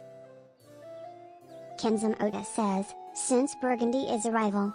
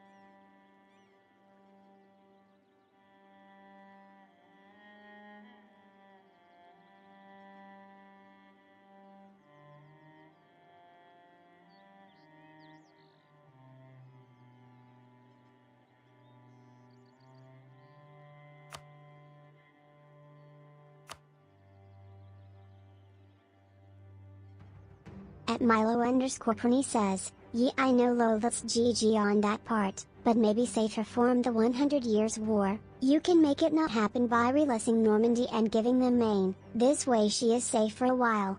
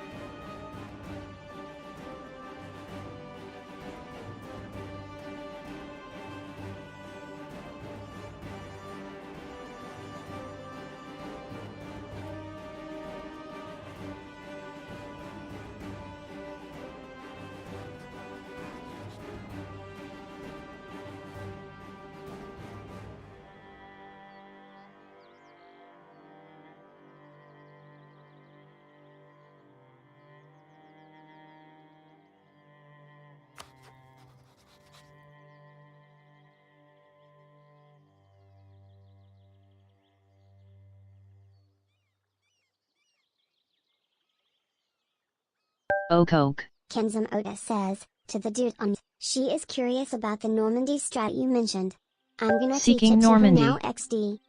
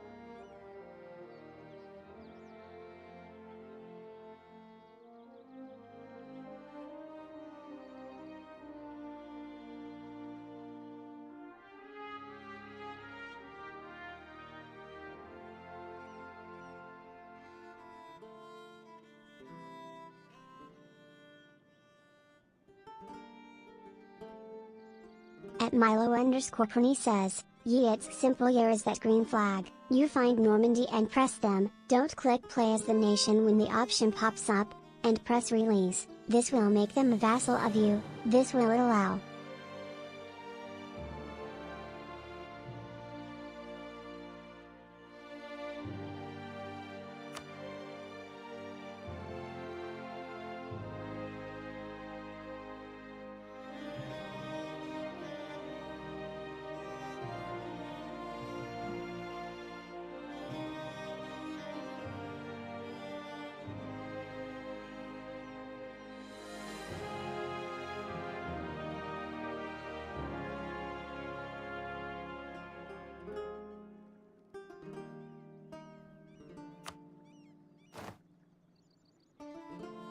Twitchy Dibbles says, do all the nations have the same winning conditions? At Milo_Pony says, you to go to the locked menu, this menu is next to the estates and there you can customize your vassal, give them the province of Maine, since the event for the 100 years was needs England to own Maine.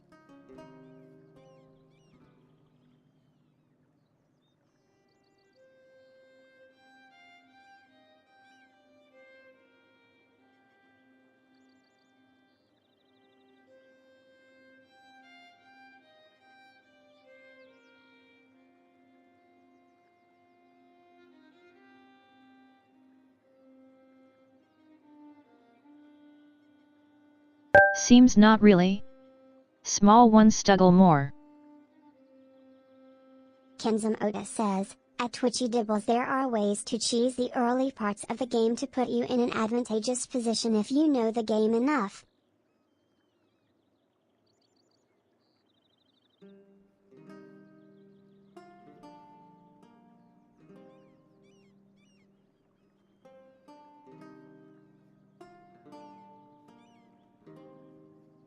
Kenzum Oda says, like cheesing the Burgundian inheritance, dismantling the HRE, or reviving the Byzantines just to name a few.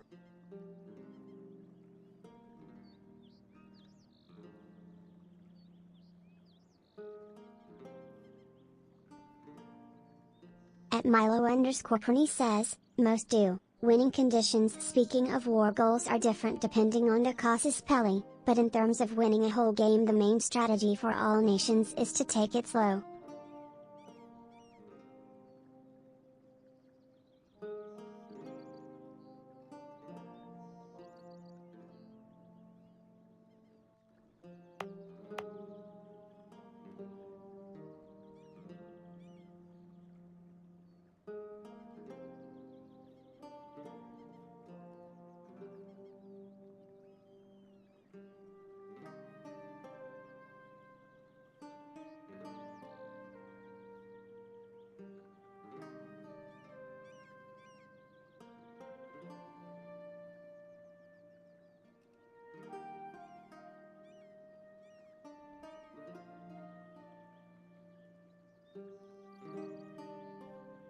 At Milo_Pony says, by this I mean develoop, since I can make full use of all modifiers the way you can as a human, so this way over time with enough years you can become NR1 in the world.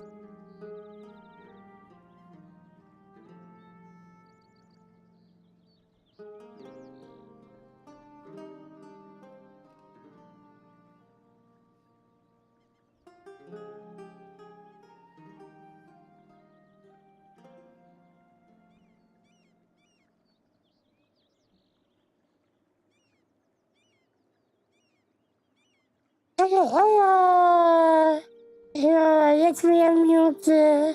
Let me unmute the camera just a moment, sir. I need to find the camera. Wait for you. Hello. Okay, can you get on?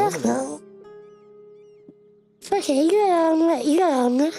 Okay, so let me mute the stream now because I can hear myself twice. Thank you. Hello, everyone. Hello. To the bit on YouTube, we are doing the Normandy thing that you're suggesting, which is, to be fair, that's a common thing that people do when they play Britain.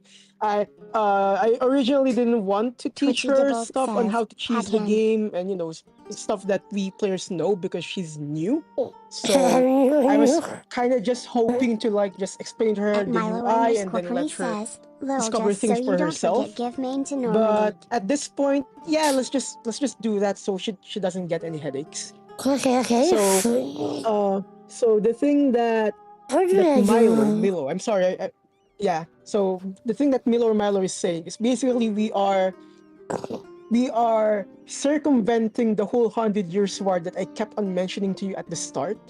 Okay. Like, oh, you're Britain. You're Britain. It's 1444. It's the tail end of the 100 Years' War. You're gonna fight France anyway. Stuff like that.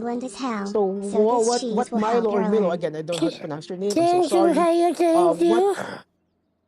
What Milo is suggesting is the thing. Yeah, so well, what Milo's suggesting is a thing that a lot of people who play Britain for EU4 does is which is we circumvent the war so that it either never happens, which is the common outcome. It will barely happen if not never at all. Okay. Or, at least we're putting ourselves in an advantageous position in case it does happen, which is not, it's whatever. Okay, okay, So okay. So we already did step one, which is releasing Normandy, which is important, right? So like Okay. I said to you, the simplest way I can the simplest way I can explain it to you without overloading you with any more information, because this game is information overload, is that a vassal is a state or a nation that you create, you released because it was originally a part of you, and they're basically your puppet. They will do anything you say to them within reason. They would always follow you to wars even if they don't want to. And that's, again, if there's any stupid decision you want to make in the game, vassals have to live with it. Just like in real life, like you said. Just like in real life. You just have to deal with it. Okay, So now, yeah, let's go. yeah, so now the second thing is what Milo is saying um about giving the province of Maine. And to Milo, yeah, no, I understand the whole cheesing thing. I mean, I do it all the time, but it's because I play this game, you know, without the intention of learning the game. Like I've already learned the game, but for her, it's kind of. I think it's cool for new learners to see how the game acts when you don't cheese it, and what happens when you do cheese it, because it's a good experience too. But anyways, so now what we need to do is give the province of Maine to Normandy, the vassal that we just released. So the way to do that is, because we're already here, you actually don't go to the diplomacy screen. Instead, you'll choose the far right button. So on the row where there's the diplomacy, like the dove and the technology and the ideas, you choose the option at the second to the last option on the right. Okay, the So second the one to the one. left of that. Yeah, the second one. So to the left of that. There. So that is your subjects. That's your list of subjects. Any vassal that you have in the game would be listed under that. Okay. And then you could press the interactions. Luna_Lulu0 says, did you unmute yourself and stream on purpose? So yeah, Not so that I you mind. could, if I'm not Just checking mistaken, with then you. you could press that the magnifying glass thing. It's basically a button. Don't worry, you make some purpose. Hello. You never heard me. You never heard me. I know. It's my voice is wrong. At Milo_Pony says, Milo? my idea is that when she does that she can play as she wants, with no worry fair of enough, losing Milo. super fast. I guess we, she different can have perspectives fun and all and that. share Yeah, it might yeah. be inevitable as a noob, but at Yeah, least so you learn some going great back, content. you could press that row where Normandy is, like the magnifying glass thing. You can technically press it. Where is it? There we go. Yeah. That's the one. You can press it. Oh no, not Normandy itself. Not Normandy itself. Just the just the background. Okay, wait. Okay. Where is it in the magnifier? Yeah. Magnifier, And then yeah. under interactions, Okay. yeah, they try to press the space where the magnifying glass is. I think it's a magnifying glass. No, not that one. On the list of subjects. Okay, on the list, okay. Just a moment. Use my eyes to reach it. I can't use it. Where is the magnifier? Click the background. Make sure that it's highlighted. Luna_Lulu0 says, such a goober less than 3. I'm not a goober.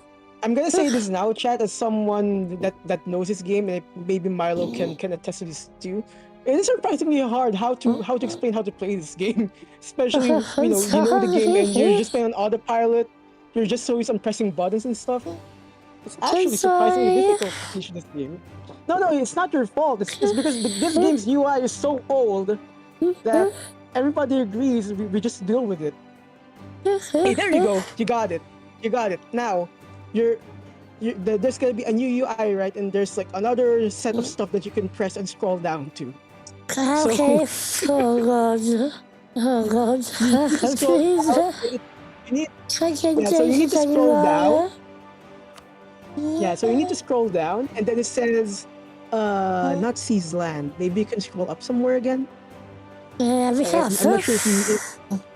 I'm not sure if we scroll down too fast, or maybe I missed it. There should be something there that says give land or something. I don't see it. Okay, I need to remember how to do it because I haven't done it in a long time. At Milo_Pony says, YOLO bored 5 players into not wanting to play. I'm kinda ass as explaining, but look, I learned that playing in multiplayer is the best for these new players to get how the game works. Then they. How do I? Milo, do you remember how to give land to give land to a vassal? Worst case scenario is a DLC thing because Sylvie doesn't have any DLC. So worst case scenario, you can only give land in the DLC. I won't be surprised if that's the case. Because Paradox loves to do that. Yes. Yeah, it's a DLC, so we can't even give me. At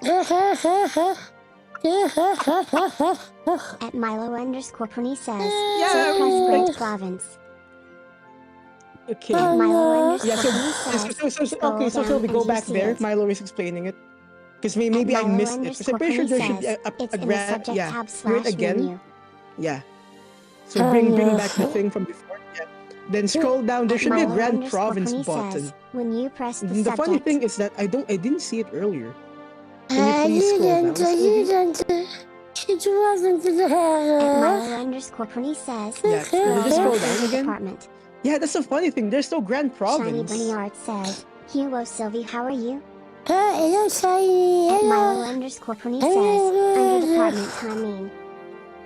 Under left, well, under left, help.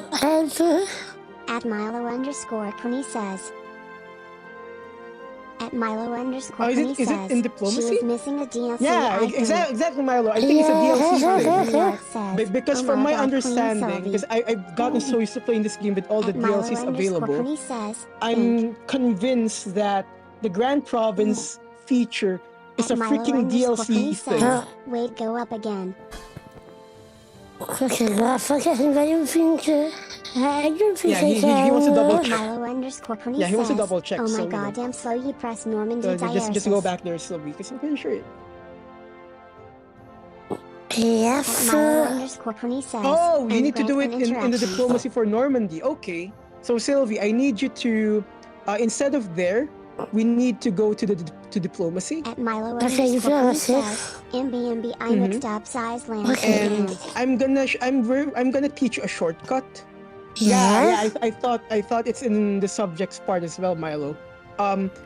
You'll see the province there, right in the map. There's a province of, I don't know how to pronounce French, Cotentin or Cane or Caw.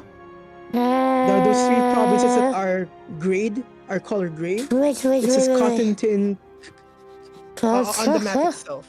I found Yeah, there you go. You right click and then there you go. There you go. And then you need to scroll down. Oh my god. In those of actions and then look for Grand Province. I was right at first. Look for Grand Province. Come on. Milo_Pony says, she is missing a DLC. If you're still not there, then you are, it's a DLC thing and we can't cheese the game. And that's just how it is.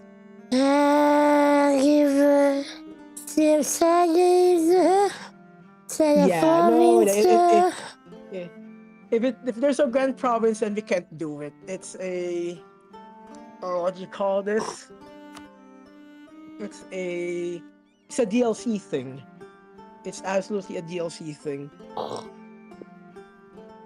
Yeah, it's not there. So it's a DLC thing. Okay, we are screwed. Okay, we are screwed. Okay.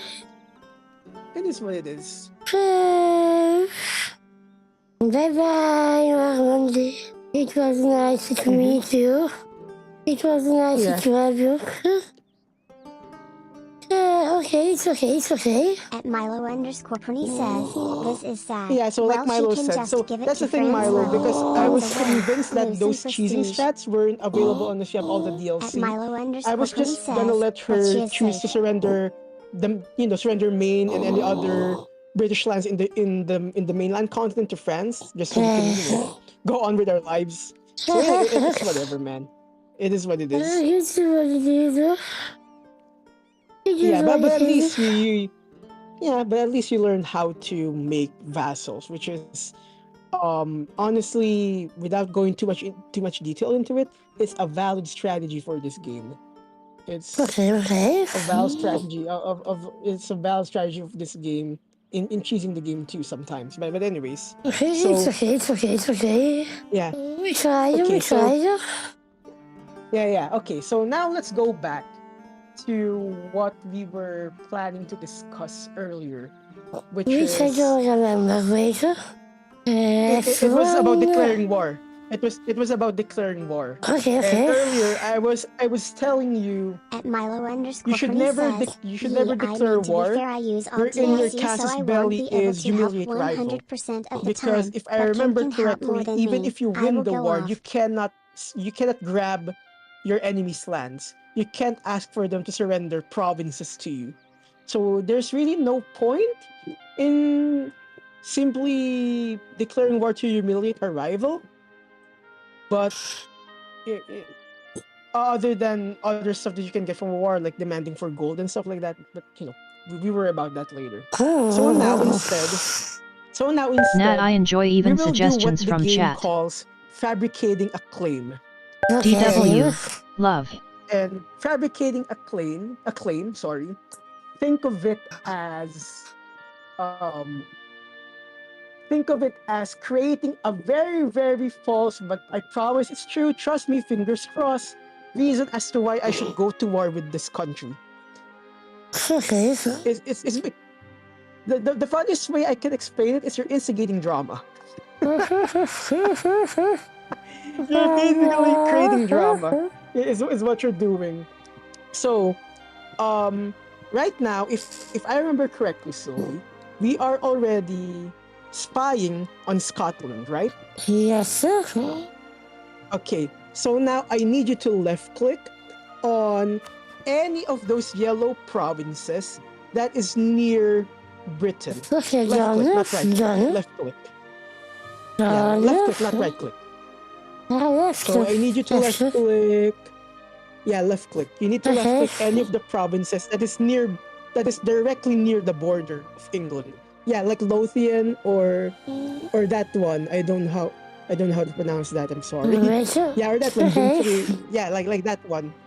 Yeah, you can left click that. Now, it opened a new UI.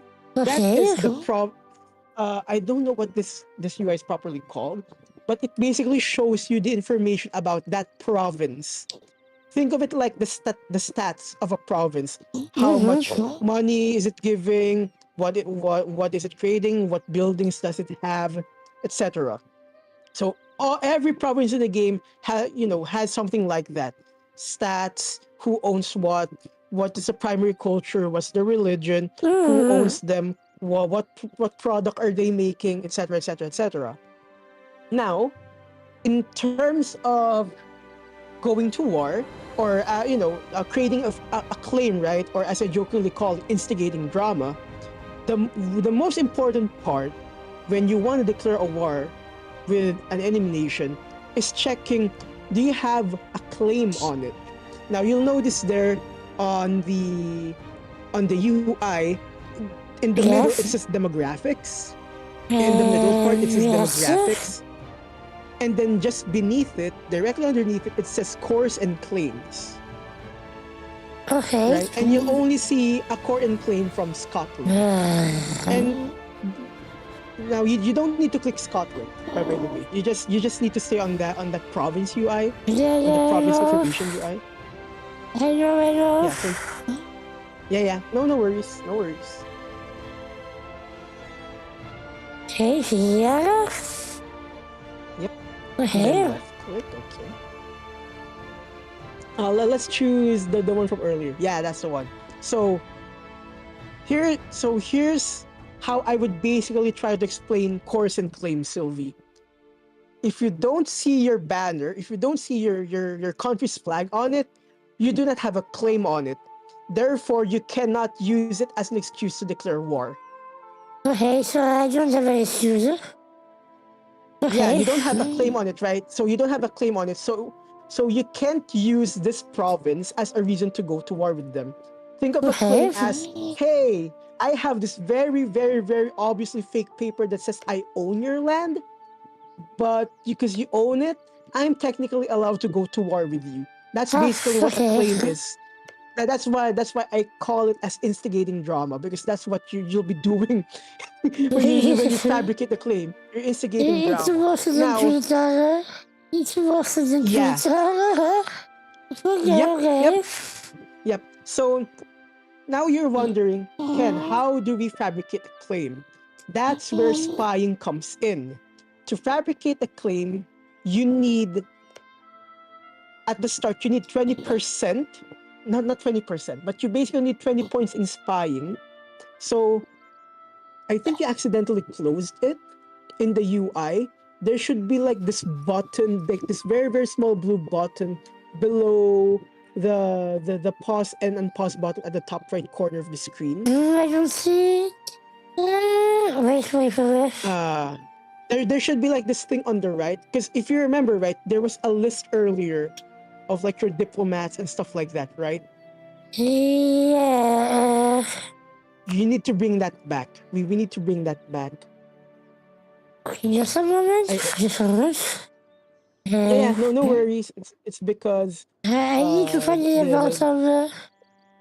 I need to. Okay. We have it. Yeah. There we go. So now my suggestion, SYLViE, you never close that part, because you'll be looking at that UI a lot. You would be, because that UI basically gives you a quick breakdown of who are you sending diplomats to. Okay.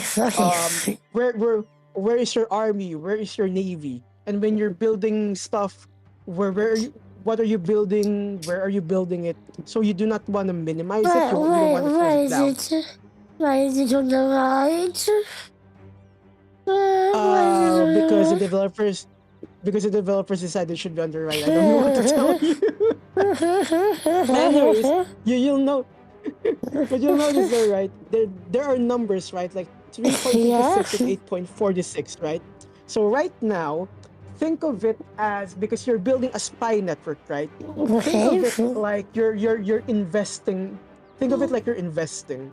Like basically, again, for the most part, high in this game, unless the number is red, higher number better in this game. Unless the number is color red, higher number better. Okay. So now, what does building a spy network have to do with fabricating a claim? Basically, if you want to fabricate one claim for one province, you need to have 20 points in the spy network. And remember, numbers in this game only update every in-game month. Sorry, I'm so going. Yeah, exactly. If you keep going, if you unpause the game and you wait until it reaches 20, then we can fabricate a claim. So you can do that if you want. Okay, yes, Yep. You can unpause that. And then here's the thing. It's gonna take some time because, we only have 3.56 and 20 is a big number. So we'll basically go back to fabricating a claim once you reach 20. Well, once we've gotten 20 points in the spy network for Scotland. Okay, so let's discuss other things that I think are important. So please press F1 again.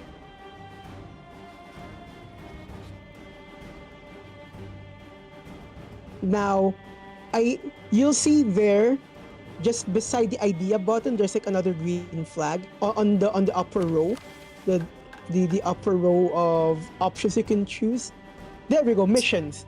Okay, SYLViE, you will probably either like or hate this thing.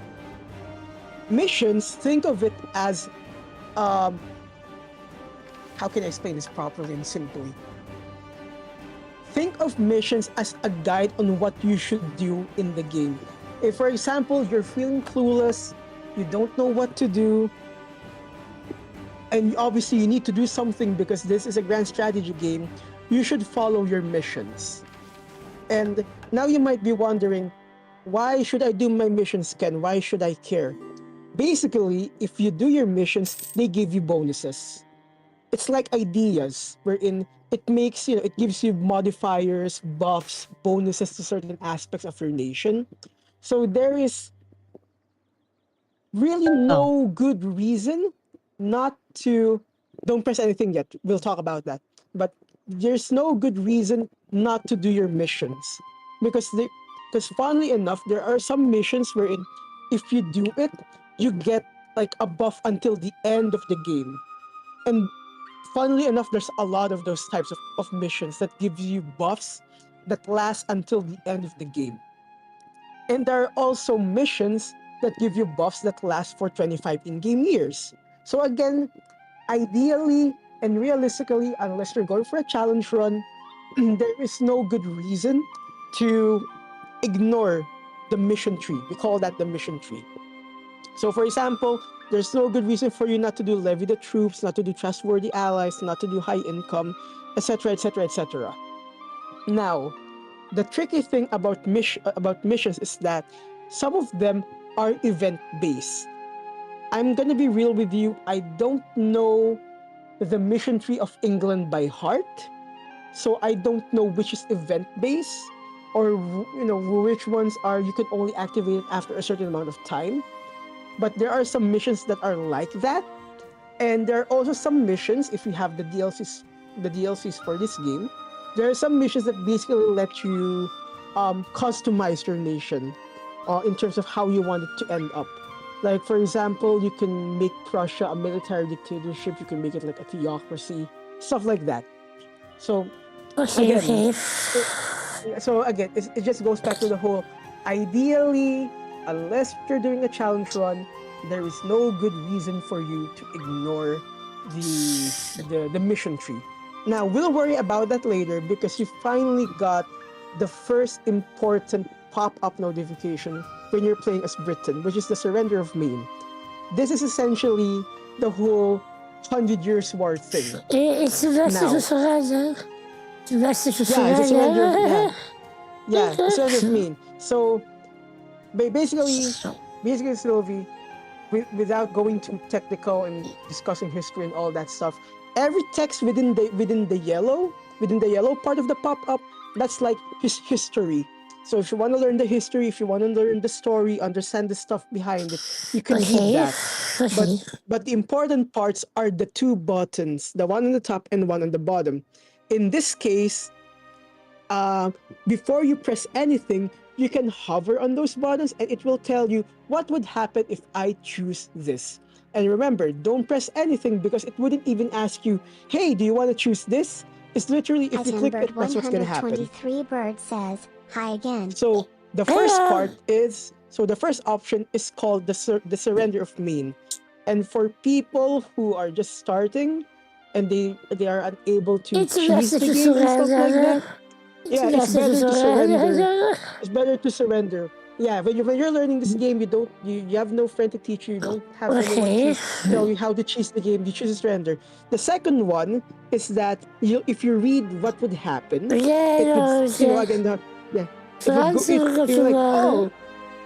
they will likely go to war. So for now, because we are learning the game and it's better to surrender. Yeah, it's better to surrender. Yeah, it's better to surrender. Exactly. So, yeah, you choose that. Again, remember, SYLViE, any choice you make in this game has consequences. Usually, there are consequences in that they're debuffs or buffs, depending on the situation. Okay. Yeah. So in this case, we got 2 debuffs because we surrendered the province of Maine, right? And again, we were expecting that. We had no intentions of fighting this war. Okay? So, the 2 debuffs that you got, number 1 is Prestige. And Prestige, I won't go into too much technical details about it. Just know that even if you get negative Prestige, you can always bounce back. Prestige is one of those numbers in the game that always goes up and down and up and down and up and down, and there are so many ways to keep it up, especially when you like just going to war and winning wars and stuff like that. So having negative Prestige, it's not really a big deal, if I can be honest with you. The thing that you do need to pay attention to... sorry, go ahead. It's asking yes, to be a march. Should we say yes, sir? For the purpose of learning this game, no, decline. Yes, decline for now. Yeah, decline. Okay, yes, for now. They're asking to be a march, and they're asking to be a march, and basically, SYLViE, a march is a type of vassal that can have a bigger army, but you can never integrate them back into your country. So you can't annex them. It's like, so it's kind of be like, we want to be quote unquote free for a very, very long time without intervening. But we promise, we have a bigger army. It's nah. Again, there are reasons to do that, but because you're learning the game for now, it doesn't matter. Just decline. Okay.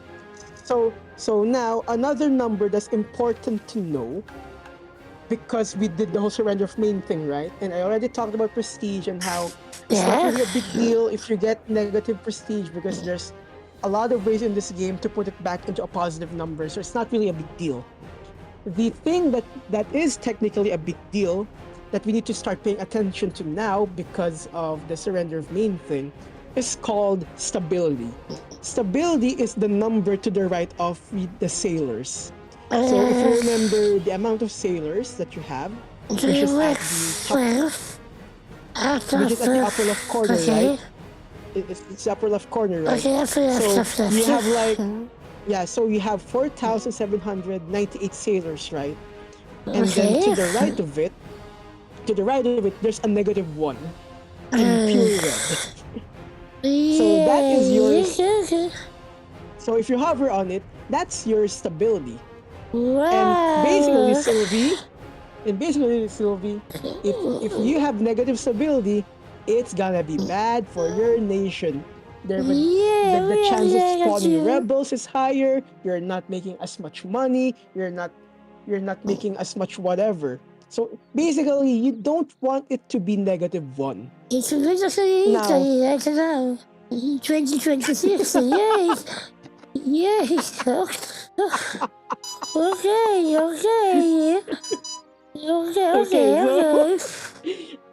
I did not expect that joke. Okay. I'm sorry. Okay, so the way to increase stability, the easiest way. Emphasis on easiest way. When I say easiest, I mean it's the most accessible way to increase your stability is by spending admin points. And we already discussed admin points, right? It's the same points that you need to advance your technology. Okay. Right? So the way you increase your stability is, if I'm not mistaken, you go to the right some more. You choose the some more. Yeah, go to the right some more. It's it's the one to the left of the praying hand sign. Okay, If I'm mistaken, it's to the left of that. Yeah, there we go. And then you'll see there's a thing called stability on the left side. Yeah, so here's the thing, SYLViE. Again, this is the most accessible way of boosting your stability, because it's literally one press of a button at the expense of at the expense of how much admin points it's asking. So for example, it's telling you can spend 100 admin points right now to boost your stability, and 9 times out of 10 you would boost your stability just to not be on -1. That's always a good idea. Okay, yes, boost it And again. yep, so you can boost it if you want. Okay, we Yep. have the Okay. okay, Yep. everything is And fine. everything's fine again. Yeah, nothing happened, Yeah, right?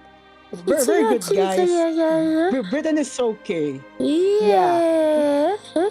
So again, that's the most accessible. That's the easiest way to boost stability. Again, easiest and most accessible because it's literally one press of a button at the exchange of Okay. some points. The other ways to boost your stability is doing mission trees. So that's another reward that some missions do in the mission tree. They give you stability. Okay. And sometimes random events will happen and the game is like, here, Sylvie, free stability.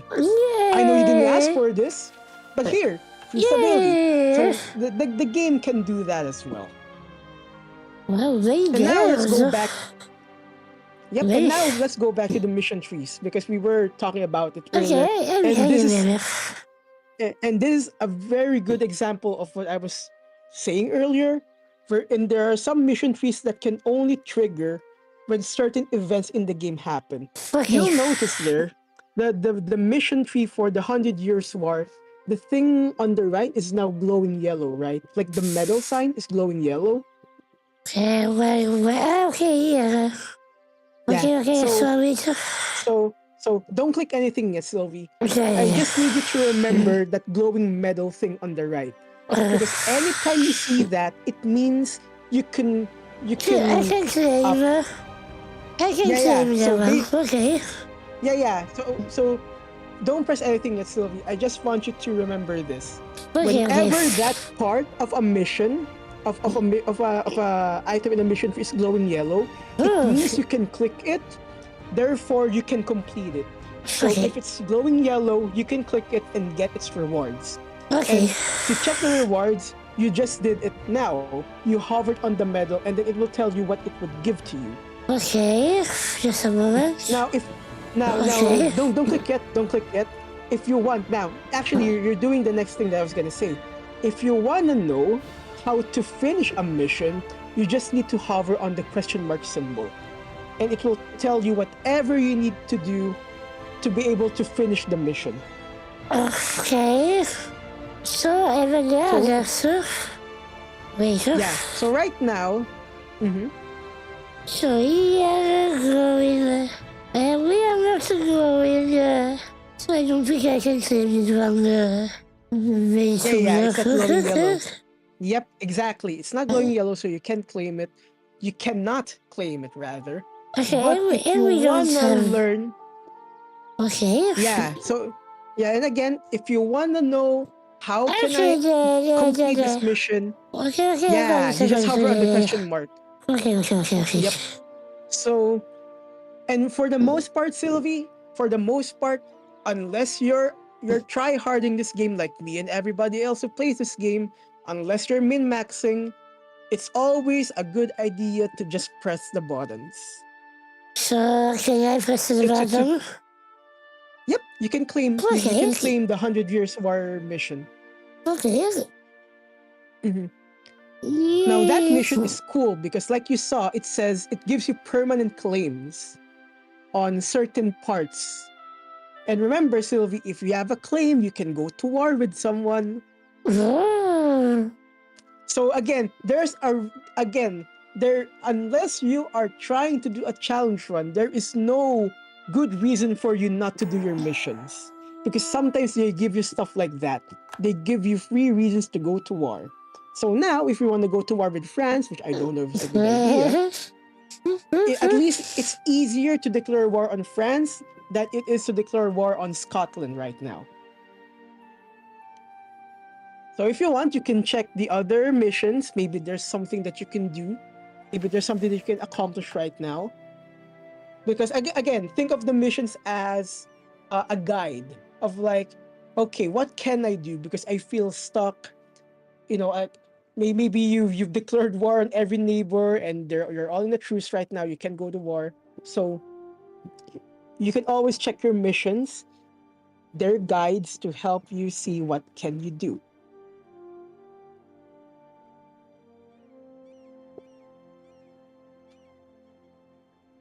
And if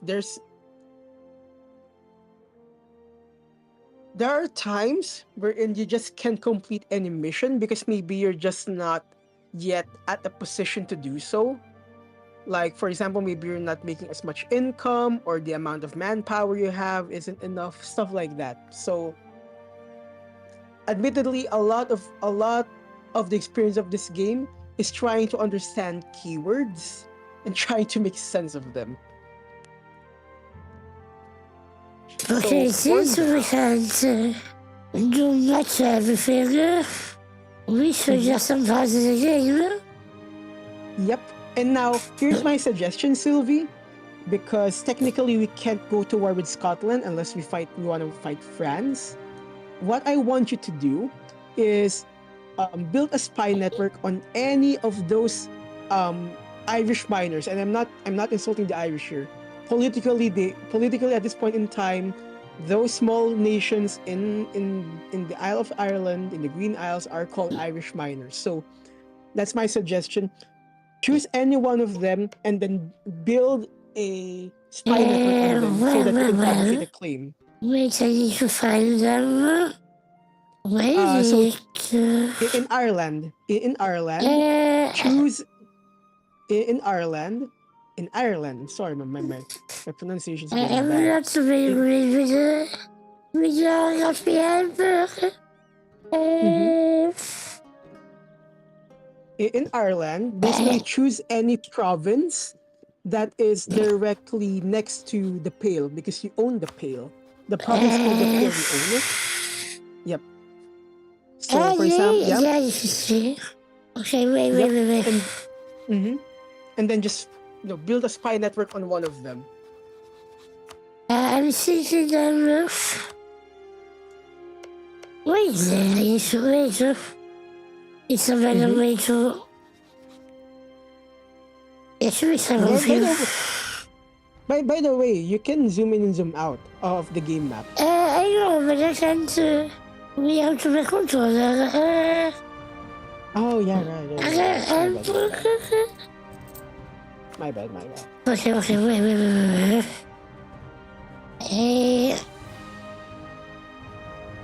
Wait there.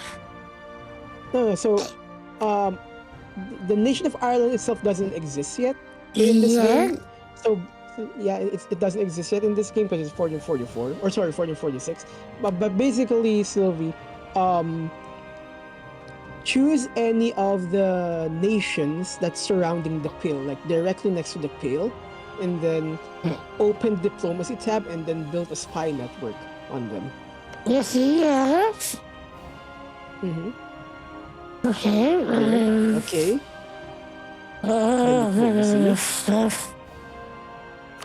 Yeah. Okay. And then we just find that structure. Okay. Yep. Okay, and confirm. Yep. And now we're gonna wait for it to reach 20. And also, I would like to suggest we stop building the spy network on France because we got permanent claims on them anyways. It's over there. Yep.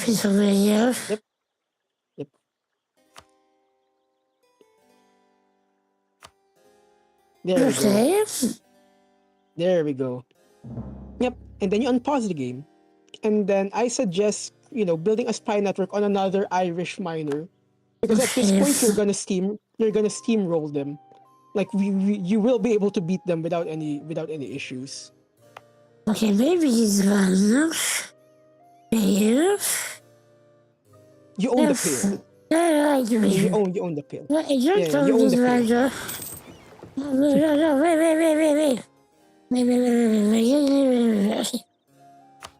Okay. You got this, Sylvie. Okay. There you go. Nice, good job. Now, while we're waiting to build the spy networks, because again, the surrender of Maine thing happened. I don't think we'll be fighting France anytime soon. what we're gonna do instead, and again, we might not be fighting Scotland anytime soon either, considering that they're allied with the French, and Okay. we'll probably lose the fight if we fight Scotland. Oh no. So instead, what we're gonna do is we're kind of gonna bully the Irish, So just like what they did yeah. in like history. Oh, Yeah, sorry, Ireland. Okay, so sorry. sorry, Ireland. That's just how this game goes. Um, so what we can do, Sylvie, and this is part of the whole what you do when the game when you're preparing for war stuff. Yeah, you accept a royal marriage. There's no reason not to be honest. Yes.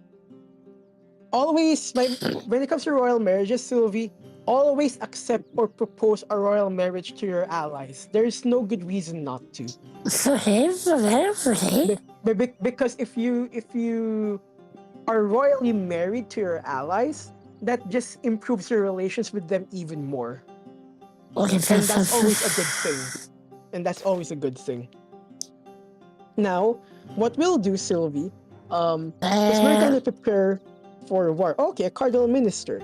Okay, so at this point, I'm not gonna tell you what to choose. It's up to you. Try to understand what are the consequences of each button.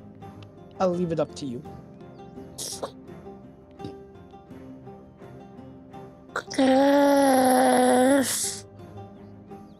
I don't know if I want to talk about it.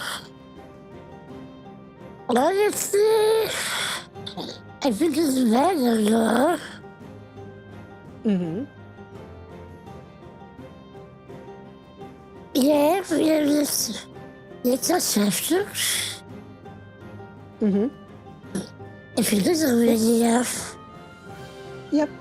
If it is already enough. Yeah, actually, you chose what most players would consider the better option. So to be at least for early game. So, good job. Yeah.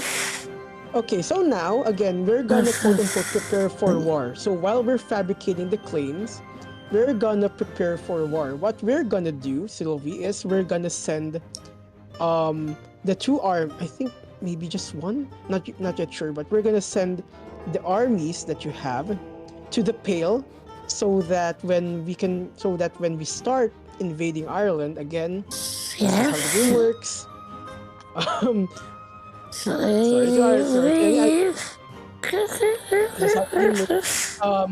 We are prepared to attack them. Okay, so you'll notice there on the right side of the UI, on the same part that says diplomats, there is your armies, right? Like 14K and 13K. Okay. So basically, think of it like this. Think of an army as a stack. It's a stack of people. So the one that says 14K means it is one stack. It is one stack of an army that has 14,000 people. Okay. And then the one below that is 13. So it has 13,000 people. In this game, Sylvie, one unit is, think of it like when you create a unit for war, it always consists of 1,000 people. Okay, That's the best. So like that one regiment is always made up of 1,000 people, and again, you need manpower, and I already discussed you what manpower is earlier, but just as a refresher, you need manpower to create an army. That is the closest thing. Yep. So that is the closest thing this game has to a population mechanic. Because there's no population in this game. Manpower is the closest thing you'll have in terms of art. Okay. Yep, so right now technically, and you found the right number. Good job. You have approximately 13,000 people or 13,000 manpower, which means you can technically create another army stack of 13,000. We're not gonna do that.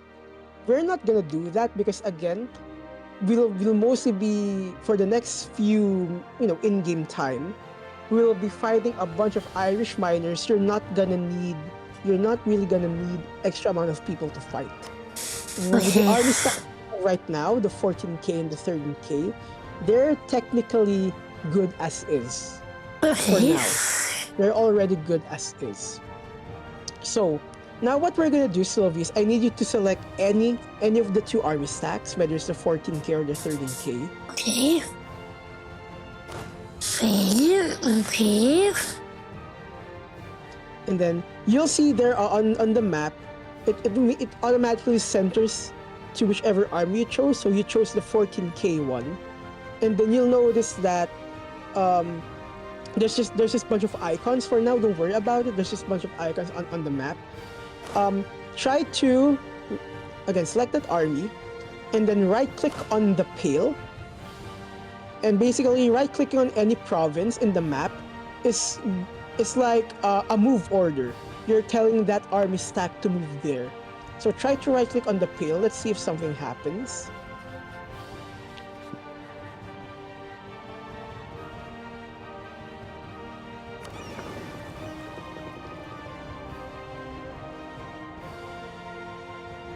Okay, Sylvie, okay. Choose the army.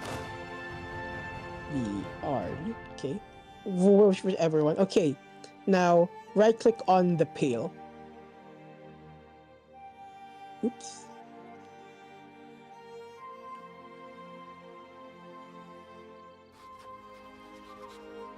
Make sure the army is selected. If the UI from earlier doesn't appear, it means the army isn't selected.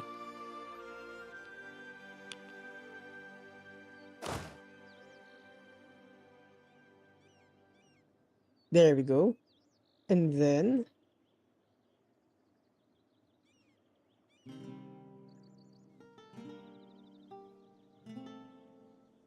right click on the pale. Okay, yeah. right. On the pale. Maybe it was really wrong. Yeah. And that's essentially a move order. Let's see if something's gonna happen. Yeah, okay. So in this case, it brought up automatic transports. So this only happens, Sylvie, if you need to send an army across the sea. Okay. Right? Because the pale isn't directly connected to your mainland, right?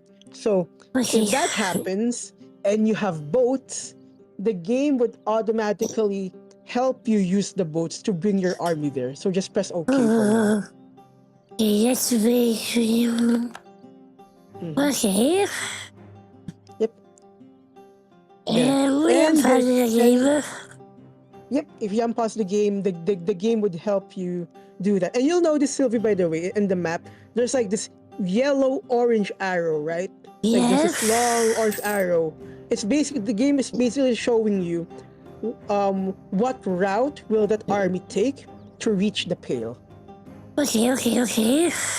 Now, while that's going on, I want you to select the other army stack, the one that has 13,000 men. Okay. Okay. And then now before you send that group to the pale, there is one important thing you need to always make sure, Sylvie. In this game, there is no reason to not assign a leader to the army. Because if the army has no leader, it won't have any bonuses, it won't have any modifiers. So if you fight, if a leaderless army fights an army with a leader, I would say 7, maybe even 8 out of 10 times, that army would just do worse. It would just perform badly. So always make sure that your armies have a leader.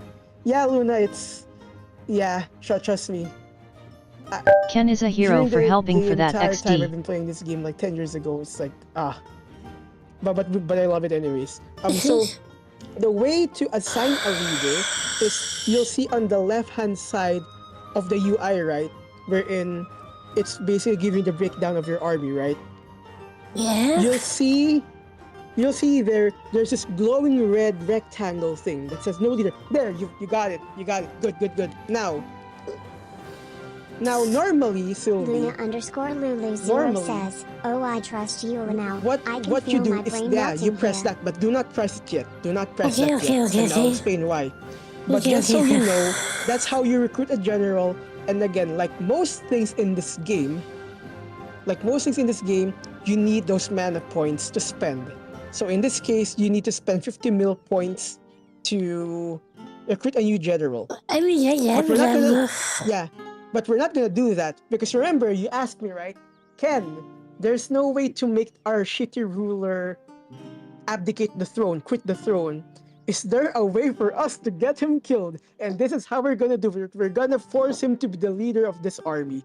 At the bottom, at the bottom, you'll see there's another button that isn't grayed out that has a crown. There you go. If it says there, give ruler military commander. In other words, you're making your king or queen. If you have a female ruler, you're turning him into general. Okay, he's not half bad. And the funny thing, Sylvie, is that in this game, if your ruler is a leader of an army, there's like a very small percentage chance that if his army goes to war and he's the leader, she will die. Yeah. And that's how we basically get rid of shitty rulers without cheating. Like, unironically, without typing console commands and cheating in the game. Yeah. Okay, now that we've done that, send that army to the pale. You sure? Are you sure? Yeah. I mean, I'm going to be real with you, Sylvie. We'll be just, for the rest of the stream, we'll probably be fighting Irish miners. No offense to the people of Ireland or even the game, but they're not gonna be enough to get our shitty king killed. If he does get killed, that's for the best. No offense. We want the guy to die anyway. We want the guy dead anyway. So it's whatever, If it doesn't die, that's expected. If it does die, thank the Lord.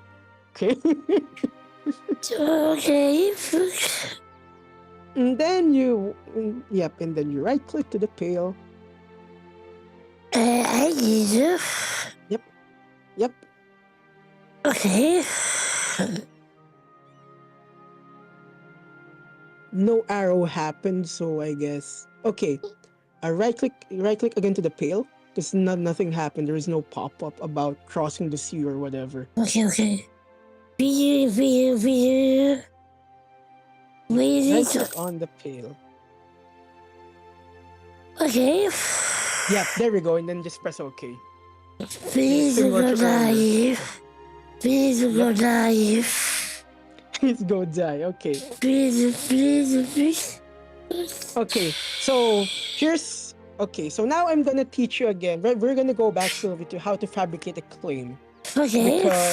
And by the way, just keep the game running. It's not an issue because we are waiting for the spy network thing for the Irish miners to reach 20. But you'll notice for Scotland, it's now 21. Yeah. Which means we can fabricate the claim. Now it's 23. Now, to fabricate the claims, I need you to click again a province. I need you to left click on a province of Scotland that is directly bordering ignore in that case. Ignore them. When I play this game, I'm an asshole, so I ignore them most of the time. No, seriously. For that one, I tend to ignore them a lot of the times. Yeah, unhappy some of the story, ignore it. Okay, so in that case, there's a pop-up that says, that Scotland created a claim on you. Jokes on you, Scotland. We're gonna create a claim on you too. So again, I need you to left-click any province that is directly bordering England that is owned by Scotland. Yeah, left click so that the province overview. Fabricate a claim. Yeah, fabricate a claim. Right. Fabricate a claim. Yeah. And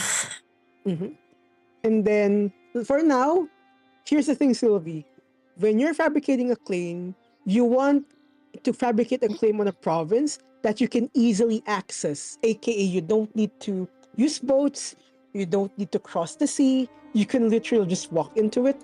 So I would suggest creating a claim on Dumfries. I don't know how to pronounce that place. That name. Okay. Understandable.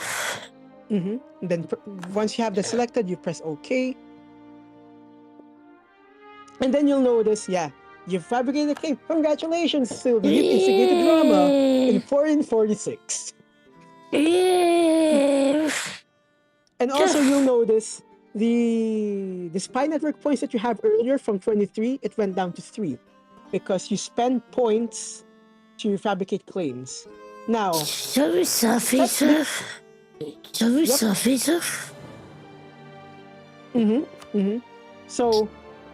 now technically at this point, Sylvie, you can stop it. You can stop it. There's no problem with stopping it, or you could let it stay and create more claims. So it's up to you. It's up to you. It's up to you. You know, it's not really a big deal. It's up to you. But now, I want you to declare war, but don't actually declare war. I just want you to go to that declare war screen. You'll notice something different this time. Okay, just a moment.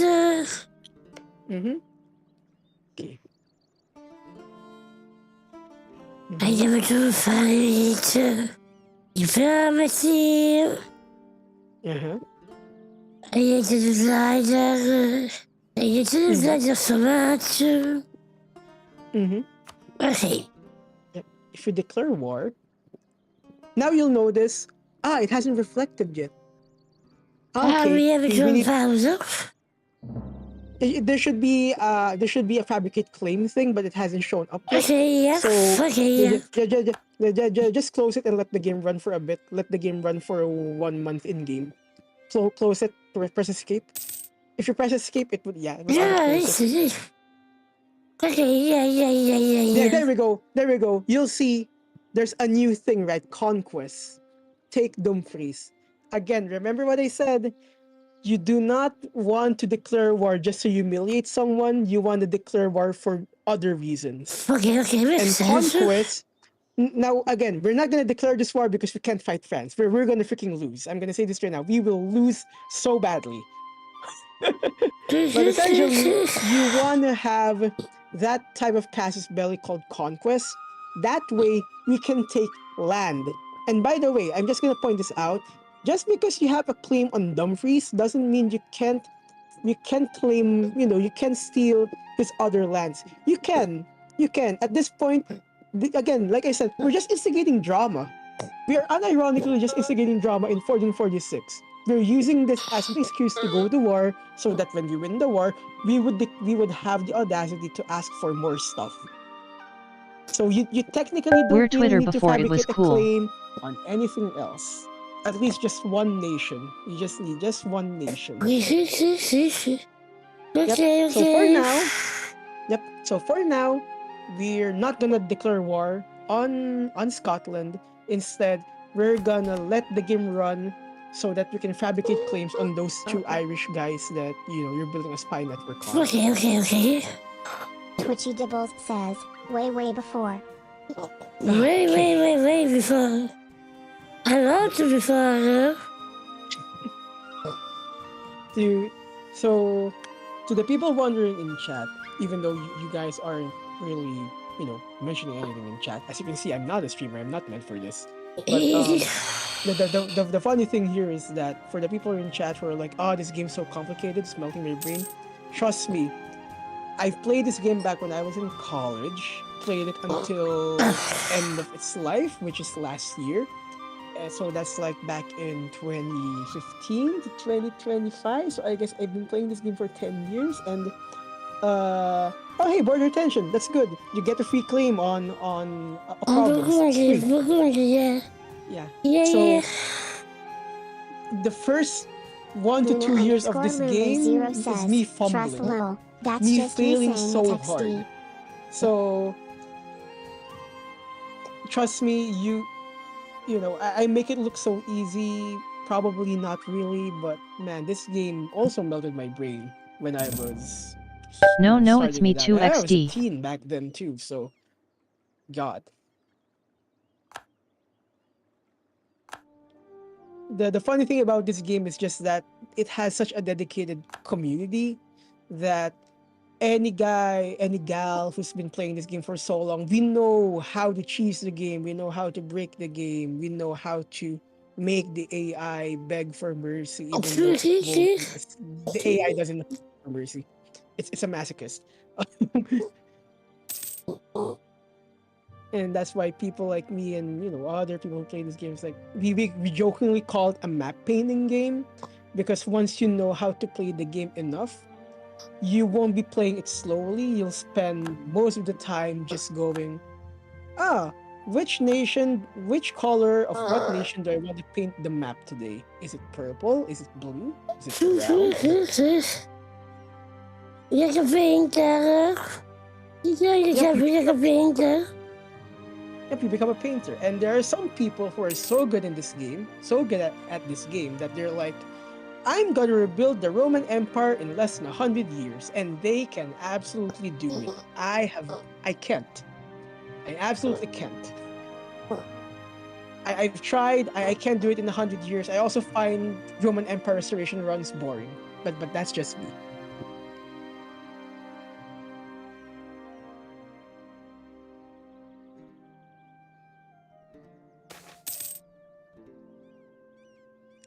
Okay, so at this point, we're just waiting for. Oh, you're getting okay. You're getting some classic pop-ups. So again, yep. So again, I'll let you decide which option to choose. Because at the end of the day, Sylvie, like realistically, like at the end of the day, I would say 75% of the pop-up notifications, like those things are called events, like Two of a Kind, Unhappiness Among the Clergy, the 100 Years War. These types of pop-ups are called events. And 75.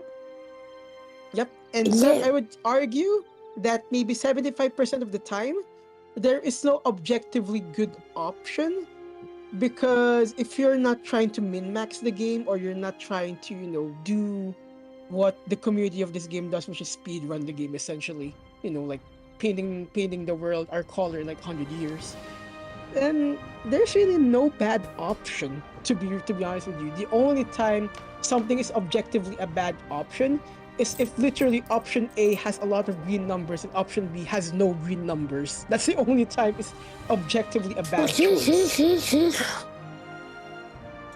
So honestly, because you're still learning the game, and this might sound like a very bad way of saying this, but I stand by this. Just play this game by vibes. Just vibe check this game. Vibe check any event that comes your way. I mean, God, even at this point, I'd argue EU5, the sequel to this game, is also a vibe check game. You play it by vibes. You don't min max EU5.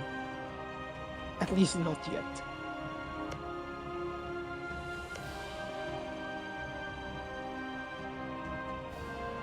And the fun thing about this thing is that once you start to understand the game enough, and maybe you like history like me and the other people who play this game, you can look at other parts of the world and be like, oh wow, why is this country still alive? Or, oh wow, this nation is super strong and scary and I don't want to fight them. I'm so glad they're not my neighbor. So there's always something to look at or to pay attention to in this game, for better or for worse. PFFF France be like. Very scary. Yeah. France, for new players, it's scary, and I can understand why I was afraid of France during the first few years I was playing this game. But now that I know the game more, France isn't scary anymore for me. France is very freaking annoying. I hate fighting France. Okay, so one of your spy networks has reached 20.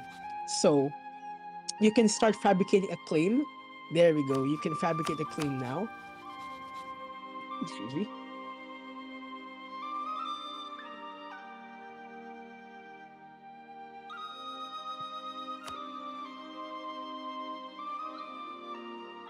There we go. They only have one province. So, there we go. Okay, nice. Now you can, for now, don't stop building the spy network and I'll explain why later. But for now, just let the game run for a little bit. Do not declare any wars yet. Because in this game, if you're in a war, you can't fabricate claims. So if you're fabricating claims and you're sure that you can finish them quickly, get them out of the way first before you declare a war. Like that one. So now you can pause the game again because the other spy network is done.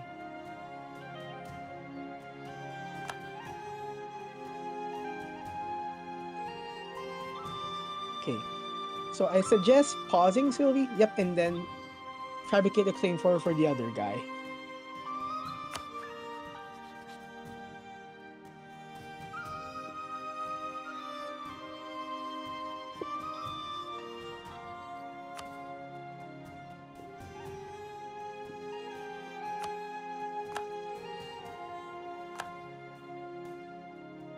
Okay, good job. Now, Sylvie, time to declare war.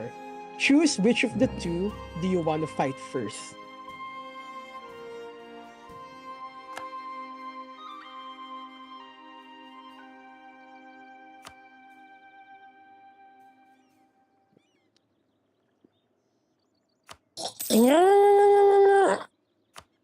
If Don't stop. Don't stop. Don't stop building the spy network. I just want you to declare war.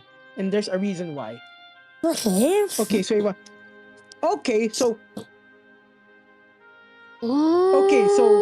I want you to pause the game, Sylvie, because I think you accidentally found a very funny thing that people like me and the other players would love to abuse. So I want you to pause the game first. Okay. Yeah, so you'll notice here, Sylvie, the only ally this country has is Scotland. And the funny thing here is that if if you're not directly waging a war on Scotland, France will never join the war. Really? So, yep.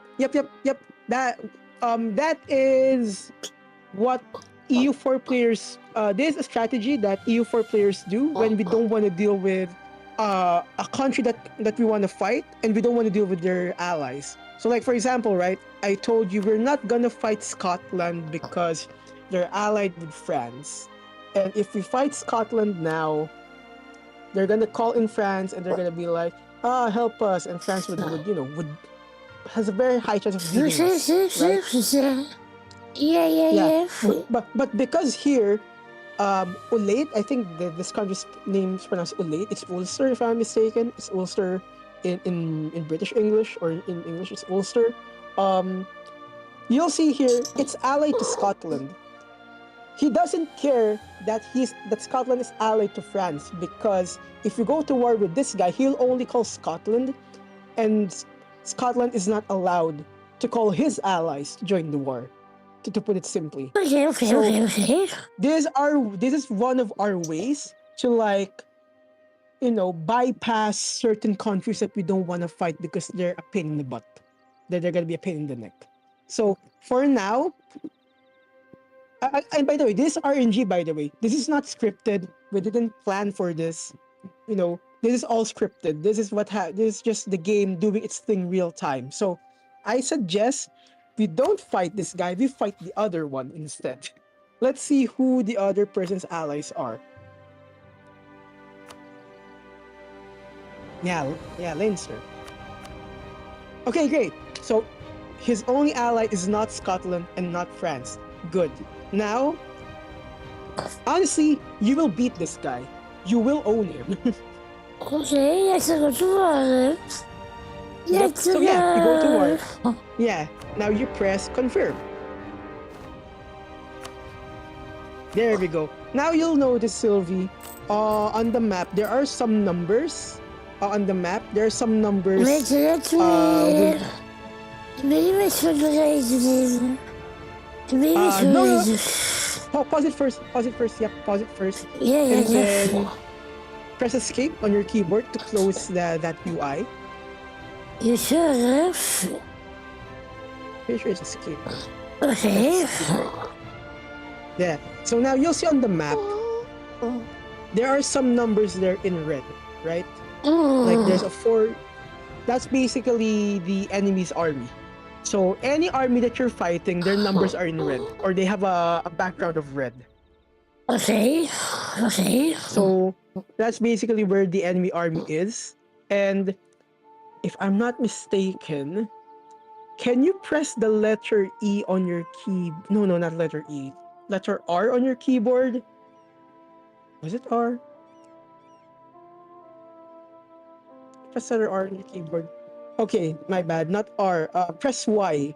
Letter Y.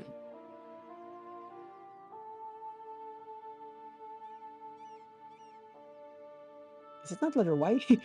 Letter Y. If Y doesn't work, maybe T works. Okay. My bad. Not Y. Maybe T works.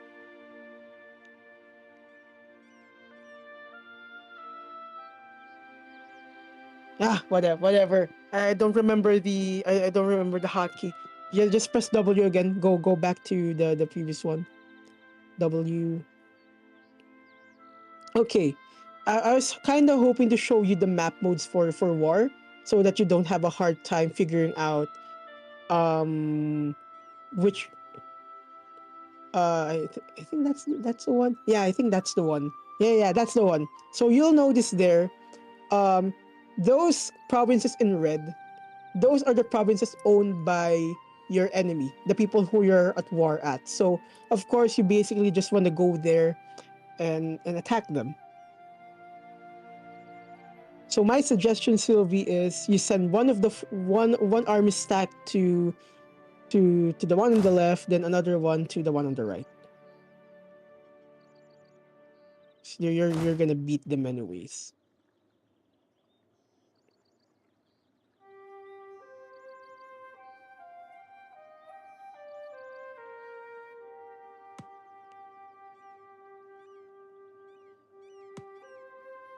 Make sure you're hovering on the red province. Yeah, that's the one. Yeah, that's the one. And then if you right click, it will send that army there. And oh, we did something wrong, Sylvie. We forgot something important. Our military funding is 0. So the army won't be the army won't be working as good.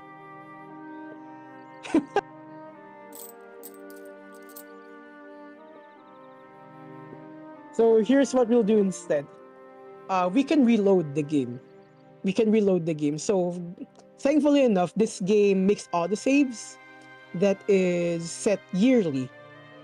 It's done yearly. So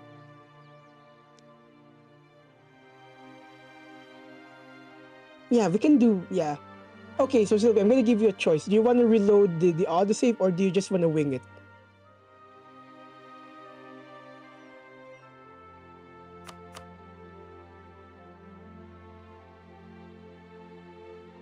Oh, I'm so sorry. I think I accidentally muted.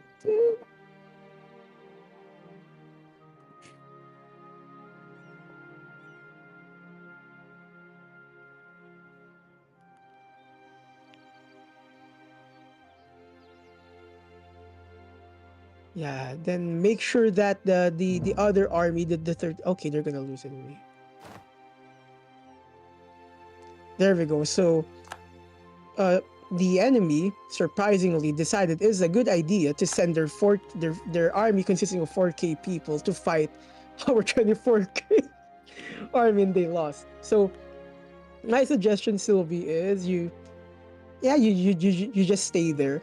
Unfortunately, you can't zoom in. So I need you to left click the province that the 14K is standing on. Can you do that?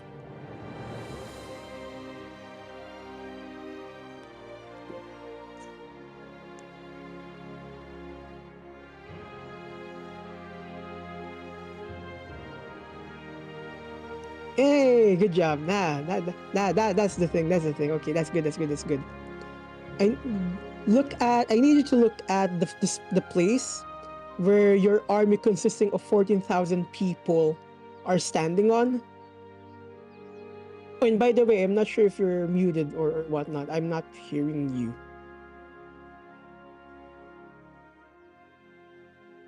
Just a voice. Just a Okay. moment. No. Okay. No worries. Okay. No worries. Okay, If ever well. yeah. No worries, Sylvie. If you lost your voice, that's my bad for asking. If you look at the place where your army of 14,000 people are standing, Well. you'll see there, right? To the left side. Here. There you go. Okay, so There you go. So you'll see here that it says negative 42%, right? It does. Right? Did you see the negative 42%? Okay, yeah. Yeah, so Yes. whenever you see something like that, Sylvie, the same icon, same percentage number, whatever, you are now essentially sieging a province. So sieging is your way of capturing a province. You can't just, walk into a province and, oh, you're ours now. No, any province, you need to siege. And basically the game automatically does it for you. So remember when I told you that in this game, all of the numbers update every month. The same goes for sieging. So every month, your progress on the siege will update. And that negative 42% will get higher and higher until it either reaches 100% or somewhere down the line, it would just auto-complete the siege. Again, that's the easiest and most basic way I can explain it to you without going super technical and overwhelming everybody here. So essentially, you just want to leave that army standing there until the province gets captured. That's the most basic way I can explain it. Okay, so while that's going on, maybe it's a good idea to run the game, maybe even send your other army to the other place with the red colors, to the one on the south.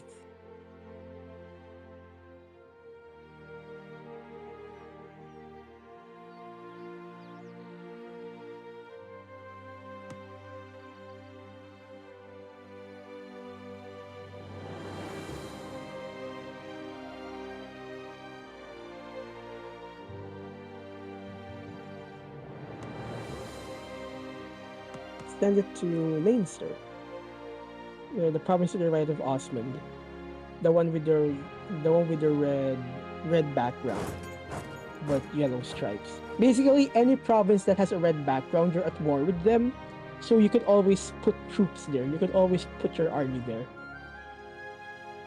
You could always tell your army to go there.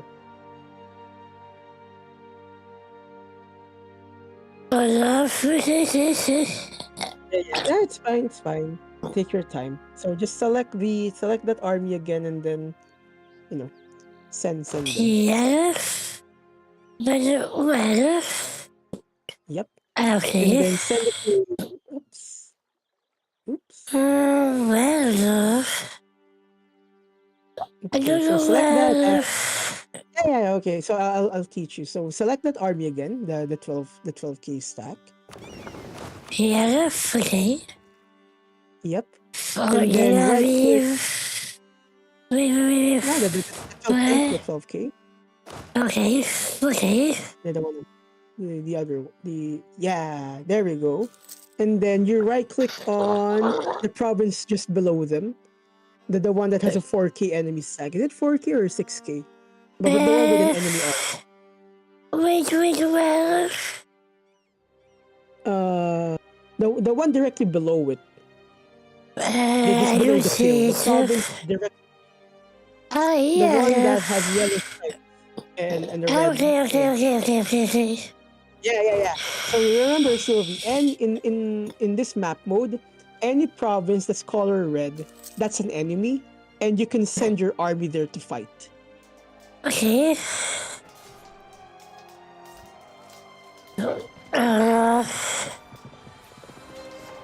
I will use it And now. yep. So you'll see there at the bottom left, there's like this Oh, small yeah, UI yeah. bar. And basically, think of morale as HP. It's not the HP of the enemy. It's more of like how long are they willing to stay in the fight. And yeah, you won the fight. And Yeah. my suggestion is that okay, so you need to pause, Sylvie. You need to pause. Yes. Okay, done. Okay. So you might notice that you probably didn't notice it because to be fair, you don't know yet how to read the whole, battle results screen. But earlier, it basically told you you won the fight, but you didn't kill, the enemy army.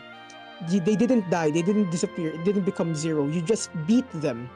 So you'll notice that in the pale, there's an enemy army sieging the location. That's where the remaining numbers of the army went.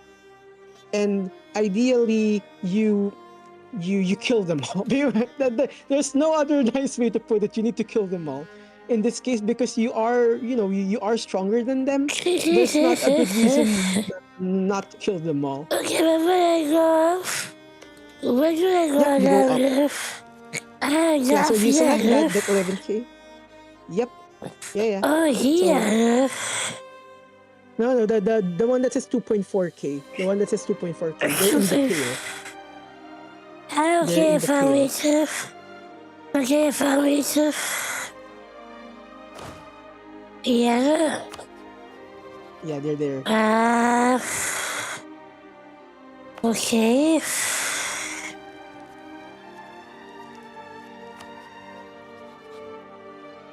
Come on. Okay, here. Then right click. There we go. Okay. Okay, because again, they're at this point we are stronger than them. There's no good reason not to. Again, no nice way of putting it. There's no reason not to kill them all. There we go. You killed them all. There's no more enemy army. So press OK, and then make sure that that army is sieging the province to the left again, like it was doing earlier. Which one?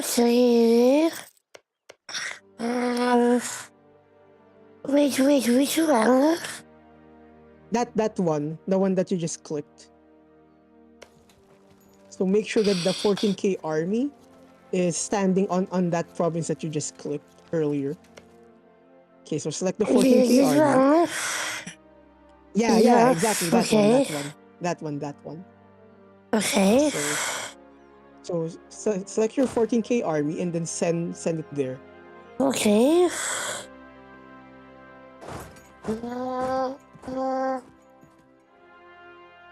There we go. And now you're gonna keep the game running. And you'll now be engaging in what some people consider the most boring part of the game, which is waiting for sieges to end. Yep, you just have to wait. You just have to wait. Now press W, go back to the original map mode, the one with the colors. Okay. Yep. And at this point, this is the part of the game where people go to max speed because they're so bored at waiting for sieges to end. Not gonna lie, I'm part of the problem. I do that as well. So I increase the game speed. The kid didn't die. Come on. How many times this video? Yeah, so you can increase the game speed by pressing the plus button on the upper right corner. I don't see anything from the keyboard. On the keyboard, yeah, it's you press shift then the equal button. Then it should increase the speed. hold shift, then equal. So That second, seems to be working. That seems to be working. Wait. If that's the case, there is a plus button near the plane button. Yeah, there you go. I think I done. Sometimes,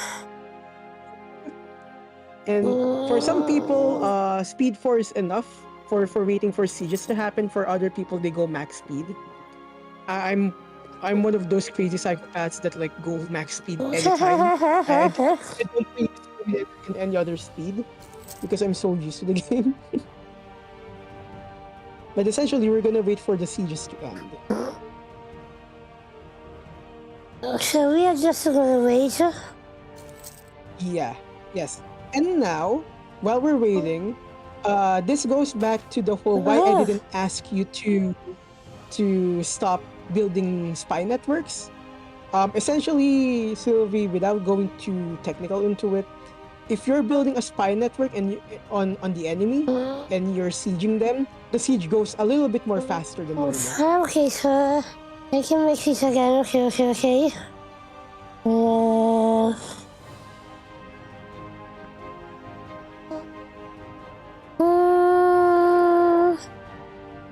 No, let's do it as it was.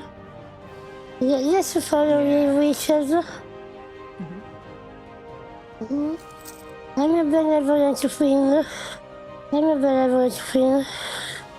That's what they all say at the start. I'm a benevolent ruler. Hey, you're there, you.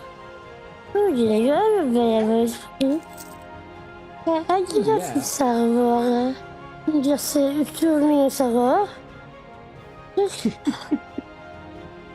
I'm there, you. Okay. Yeah. Chat loves you, we love you, but at the same time you also want the king to die, so you're halfway there in terms of He's for the little He's for the little you're already starting to say you're okay, nice. So yeah, so okay, nice. So press OK. And you'll notice there, Sylvie, if you pause, you'll notice there that the province that we just succeeded on sieging has some stripes. Right? So basically, it means that until the war is over, we technically own the land. Until the war is over. But it's a temporary thing, right? Because the war isn't over. It's only permanent if the war's over. So, we should go away. We should go away from there. Okay. So here's the funny thing, Sylvie. In this game, let's say you're fighting 5 nations, right? And you beat all of those 5 nations. You can, funnily enough, create a peace deal individually per nation. So in this case, individually. So in this case, you don't need to make a peace deal that handles all 5 nations you fought. You can make one peace deal at a time and then ask them different things one at a time. That's what we're gonna do here, because the Irish minor of Olafi, they were never part of the people we wanted to war. They just so happened to be an ally of that small nation we went to war. So now we can. I'm so sorry. Don't apologize. I'm so sorry, guys. I didn't want to love you. I'm so sorry. So here's what we're gonna do, Sylvie. Here's what we're gonna do, and every EU4 player does this because we're all a bunch of evil people. I need you to open the diplomacy for Offaly for that province we just captured. I'm sorry. I'm sorry. Yeah, for Offaly. Then open the diplomacy. Okay, and then super peace. I'm so sorry. Super peace. Oops. Okay, super peace. Okay, so be careful. First off, because we might as well, you take their land. You take the only province they have. So you click it from the list. Yeah. Yeah, from the list on the UI. There we go. And then before you press send demands, you'll see there's an icon there for the cash. Okay, for the I'm gonna money. pay money. Okay. I'm gonna pay money. I'm gonna pay money. You're gonna demand them for money. So here's a shortcut. You hold the shift key on your keyboard and then you press the plus button. It will ask you for all the cash that they can give you. So hold shift and then press. I can't press. Okay. Then you can just keep on doing it for a very long time. Until you can't press it anymore. Okay. Yeah, until you can't press it anymore. Okay, So you can't hold it. You need to do it one at a time. Yeah. Okay, done. Well, okay, so in this war, you'll not only get their province, but you'll also get 10 gold. Now, before you press send demand, there's one last thing you need to learn about peace deals. You'll see there's an icon on the left that has like 3 red arrows. Like 3 red arrows.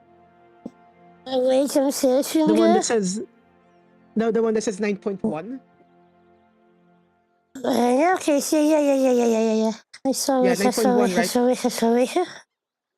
Yeah, Okay. so if you hover on it, if I'm not mistaken, that's called aggressive expansion. Can you please hover on it? Yeah, that's aggressive expansion. So here's the thing, Sylvie. You need to take note of aggressive expansion. Because we cannot move easily. Basically. Yeah, exactly. You got it right. Okay. So Okay. once you get good, here's gonna be a funny thing that a lot of people who play this game says. Once you get good enough at this game, aggressive expansion is just a number. So yeah, this is so cool. It's so cool yeah, to say. It's cool, but it's true because it's a video game. It's fine. But essentially, yeah, you got it right. If you have a high aggressive expansion, you won't be able to capture more land easily. And basically, what's gonna happen is that after you reach a certain threshold of aggressive expansion, the nations who hate you would ally against you and form a coalition. And basically, they're like, one of these days they're gonna go to war with you so that they could trim you down to size, make you a small nation again. Okay. So that's just but in this case, we were isolated. It's the British Isles. No nice way of putting it. We're just fighting the Irish. I'm sorry. It's fine. I'm sorry. So send demand. Victory. Yeah. Victory. Yeah, okay. So that's the first. Congratulations. We just took out one nation out of 1,000 or something. I don't know. It's okay. One at a time. Yep, one at a time. And also, world domination runs aren't fun in my opinion. So they take too much time. I mean, considering the actual economy in the world, it's actually factual. Yeah.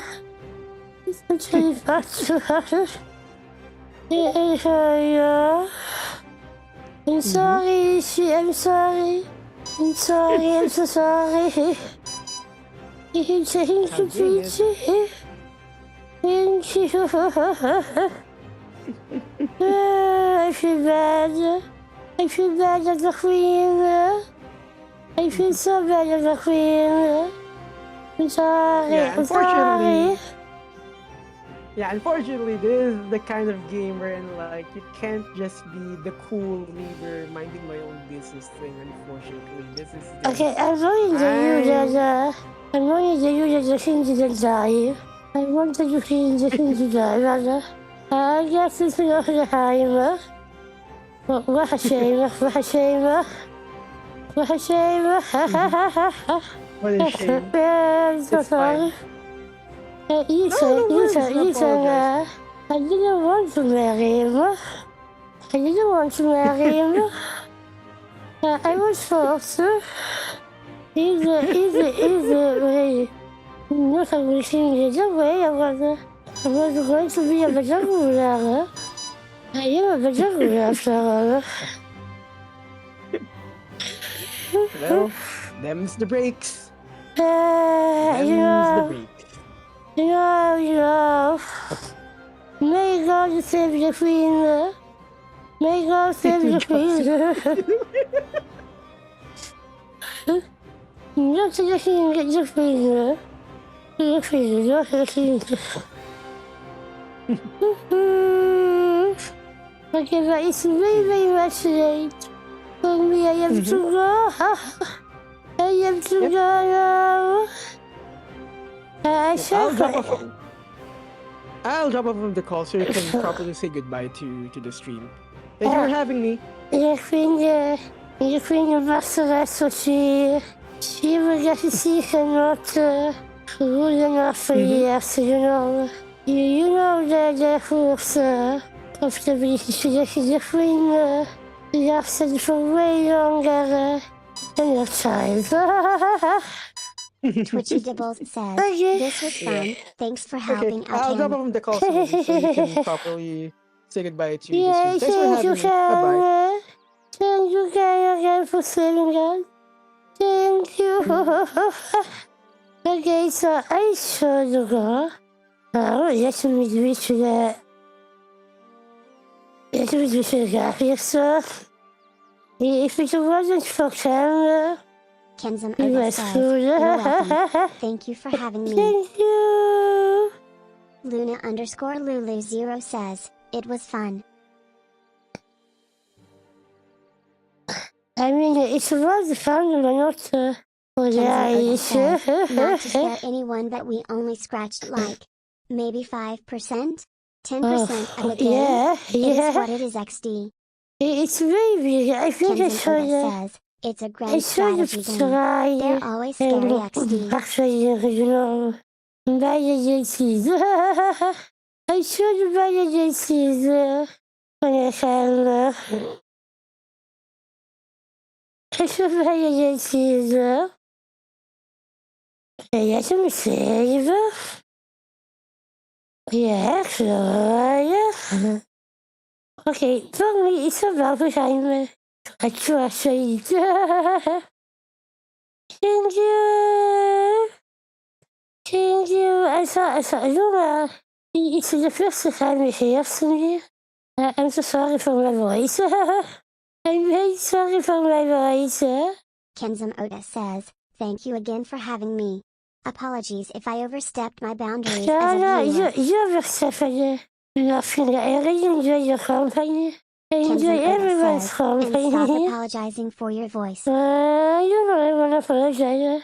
I feel bad for my voice. Luna_Lulu0 says, Therese, nothing wrong with your voice. I know, you isn't used to it, so I'm sorry. I'm sorry because you're not used to my voice yet. I'll be very able to understand me very actually. Can talk a lot, and then for the communication messages. So I'm very, very grateful for today and fun. Very fun. Not the very first 40 minutes.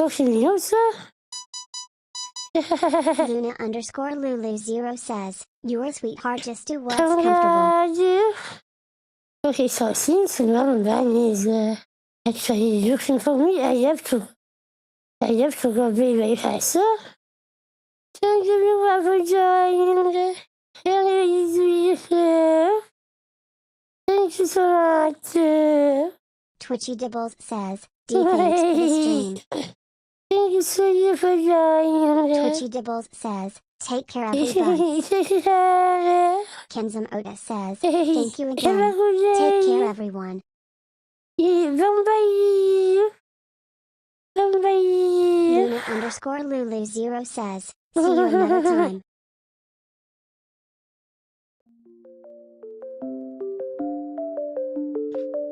Luna_Lulu0 says, bye bye.